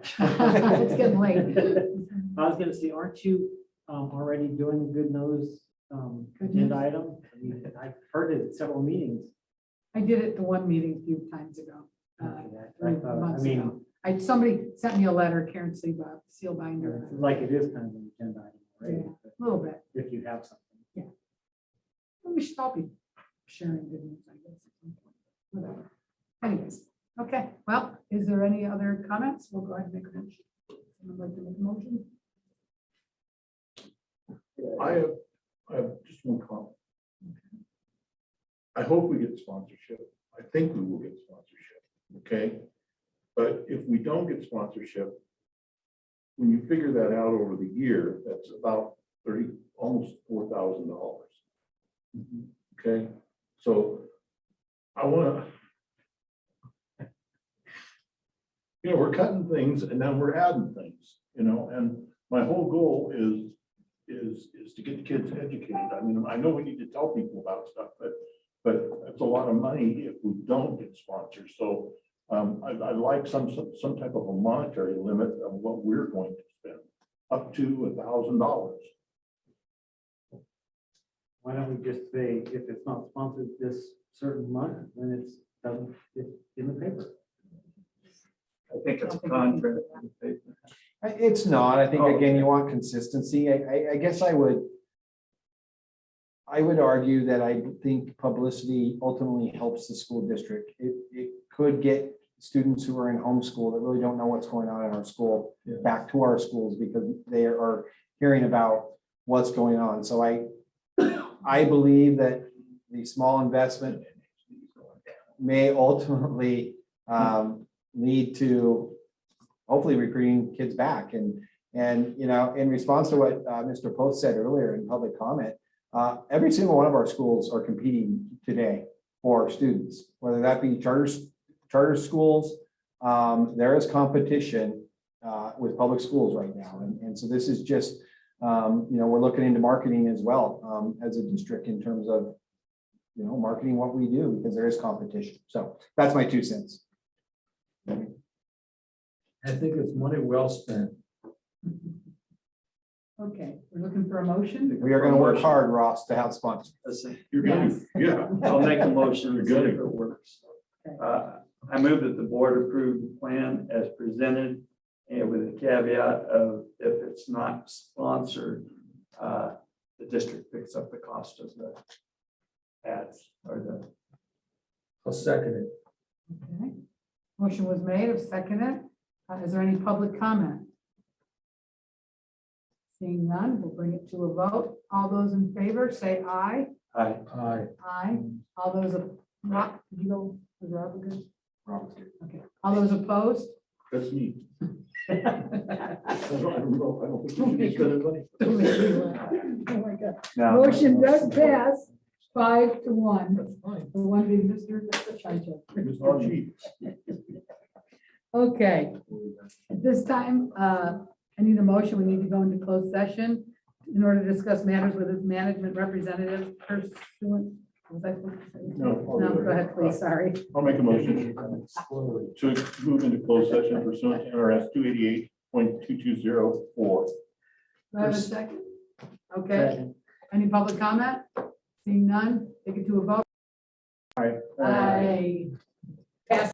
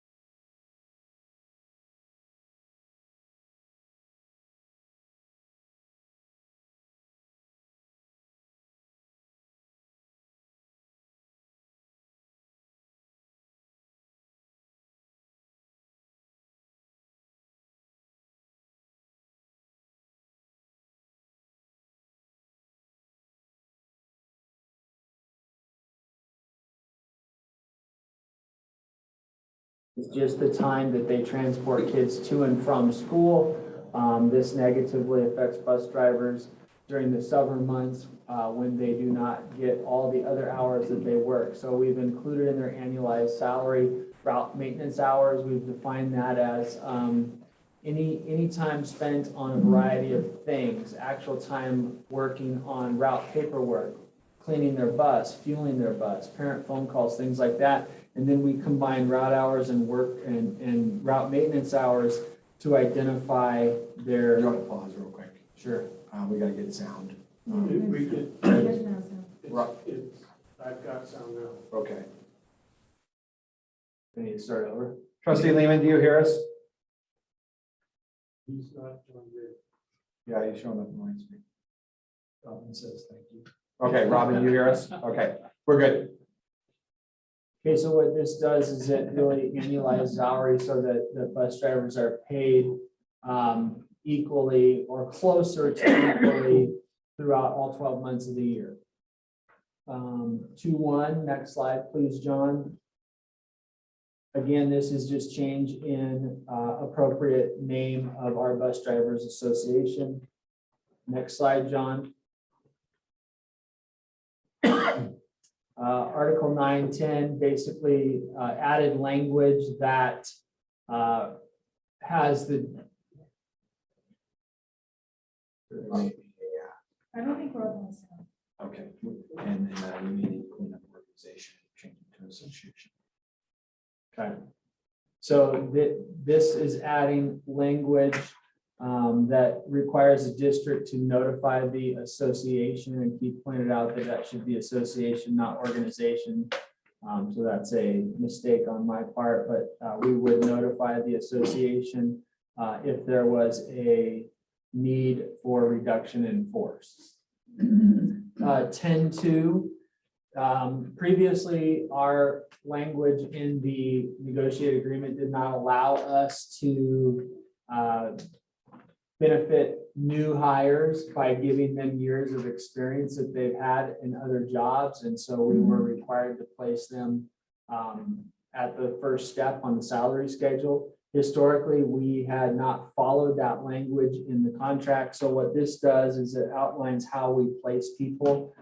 Anyone with specific school bus driving experience will get, for each year they serve as a school bus driver in other districts, they get one additional step on the salary schedule up to 5 years. And then any comparable experience with that required a CDL license at another job, not specifically school bus driving, 2 years of that comparable experience would give them 1 year placement on the salary schedule, up to 3 additional steps. As a district, this is very positive because this allows us or helps us hire bus drivers and give them experience on our salary schedule. And then the last paragraph there just cleans up language around that placement. All right, next slide. Annualized pay. Briefly talked about.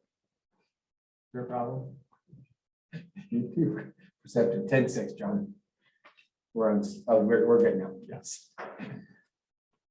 Keeps making me nervous. He keeps looking at me like something's wrong. We do that to him all the time. So 10.6 relates to the previous articles about definition of route hours and route maintenance hours. And this is the formula that we will use to determine their annualized salary. And it outlines how we will determine their annualized salary. All right, John, next slide. Longer, that's just continuing the definition of 10.6. Next slide, please. Nope, you're good right there. The last thing in 10.6 is the district will provide a letter of intent to all contracted bus drivers prior to the start of the first day of school that outlines their annualized hours and the length of their contract. This is not something we've done for them in the past, and it will really clarify the days that they work and their annualized salary. Next slide. 10.7 is compensation and just reduced or redacted information that was not applicable this year. There is no additional salary increase for the 21-22 school year. Next slide, please, John. However, the extension of 10.6 is by no later than December 15, 2021. The district will agree to reopen negotiations if the district identifies additional funding for increased compensation for fiscal year. This is something that we have done in other negotiated agreements in the past. And there's the Me Too clause there. Should other groups negotiate salary increase, the bus drivers would have the ability to reopen negotiations with the district. And then the last bullet there, by no later than December 31st, 2022, the district and the Bus Drivers Association agree to reopen negotiations for following consideration: salary or wage rates or other forms of district monetary compensation and benefits. We came to a 4-year agreement with the Bus Drivers Association with some minor reopening clauses, which is the next slide. We can in 23-24 reopen to look at salary if there is funding for it, and also look at no more than 5 contract language issues, which will be a shorter presentation at that time, Ross, so we'll be quicker on that night. And then go ahead, next slide, John. 11.4 was to adjust to the changes in state law. There is no longer a state minimum of mandatory required training. It is now required by the district, so we just clean that language up to eliminate what once was mandated by the state. Okay, John, next slide. 13.6 allows us to, previously the negotiated agreement did not allow us to pay our trainers, our staff trainers at a higher rate for anything but training with bus drivers. This change allows us to pay them that additional $5 when doing anything related to their role as a trainer for other bus drivers. Next slide, 16.2. The first part of that is we brought the bus drivers negotiated agreement in line with other negotiated groups that limits personal days to be taken. They're limited that they cannot use personal days the first or the last 5 days of school. It used to be last or 10 days. The other thing that we added, and this was at the request of the Bus Drivers Association, they feel it's important that their membership are required to attend training, and they ask that we add this language to require attendance on meeting days, and that people, their association members, could not use personal days on those training days to ensure that they were there for those very important days. 18.1, next slide. The terms of the agreement, and I'm very excited about this, is a 4-year agreement. It will be effective from August 1st, 2021 to July 31st, 2025. The last slide is a memo of understanding that outlines the additional training days that we will require bus drivers to attend and participate in this school year. And we did that in a memo of understanding because that could change every year, so we didn't want that in the negotiated agreement. That's all that I have as far as presentation. If you have any questions for me? Are we still having trouble hiring bus drivers? That is a continual problem. Just like we talked about teachers, honestly, every position is a challenge and we work really hard to fill.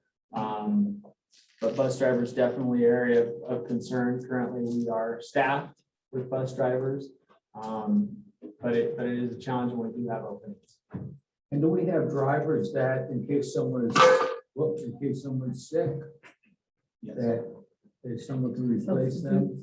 We do. Yeah, we have 2 full-time positions that are basically kind of like our custodial rovers. They work every day and they cover routes that are vacant. And that's actually worked out really well. We are also constantly hiring sub-bus drivers. We do have a training program, an in-district 40-hour training program where we do train our own bus drivers and help them pass their CDL license. So people can come to us with no experience, be trained by our district trainer and take their CDL and get certified to be a bus driver. What do you need, California driver's license?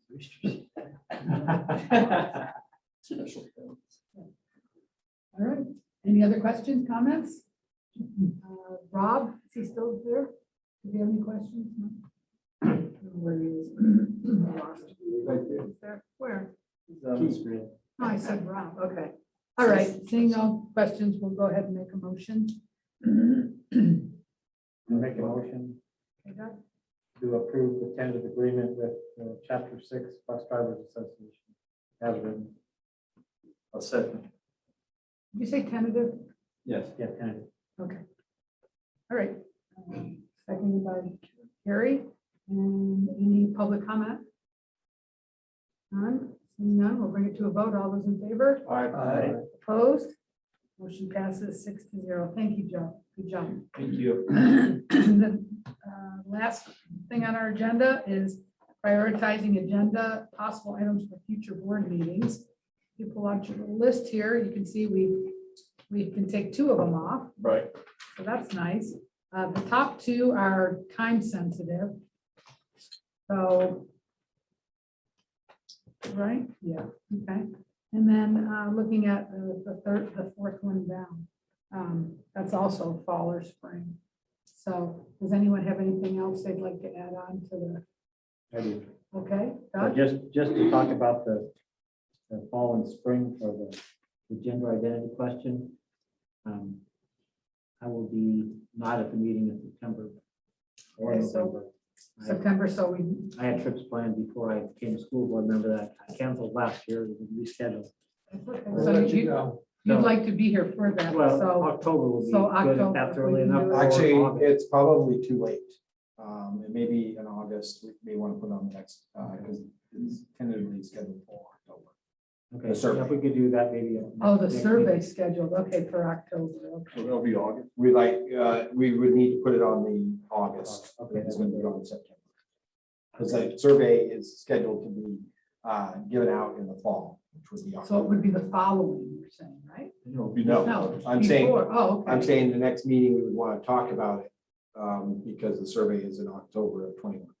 So it'll be on the next month. So the next meeting, okay. And not to be bored, but I do have one I would like to discuss, and we have some representatives here at the 2 meetings, CRT, I would like to talk about. I would like to bring up the issue of critical race theory. It's, so we, as a board, can be maybe ahead of something coming down from the state on our position on it, or at least so that everybody can be informed, and I'm happy to do some research so I can present do a presentation on whenever we bring the board. So it's requested by Doug. Does anyone want a second I'll second this it. request? All right. We'll look at that issue. You want to take an action on it, or you just want to do a presentation? Possible action. Right. All righty. Anybody else? Rob? Nothing for me. Thank you. Thank you, Rob. Okay, if there's nothing further, then we have one more public comment. So at this time, the request, sorry. Public comment are invited to time on topic not specifically addressed. You have 3 minutes. We have any public comment? Nothing? Okay, no public comment. And it is. Hit it, baby. 7:46. 7:46. All right. Good job, you guys.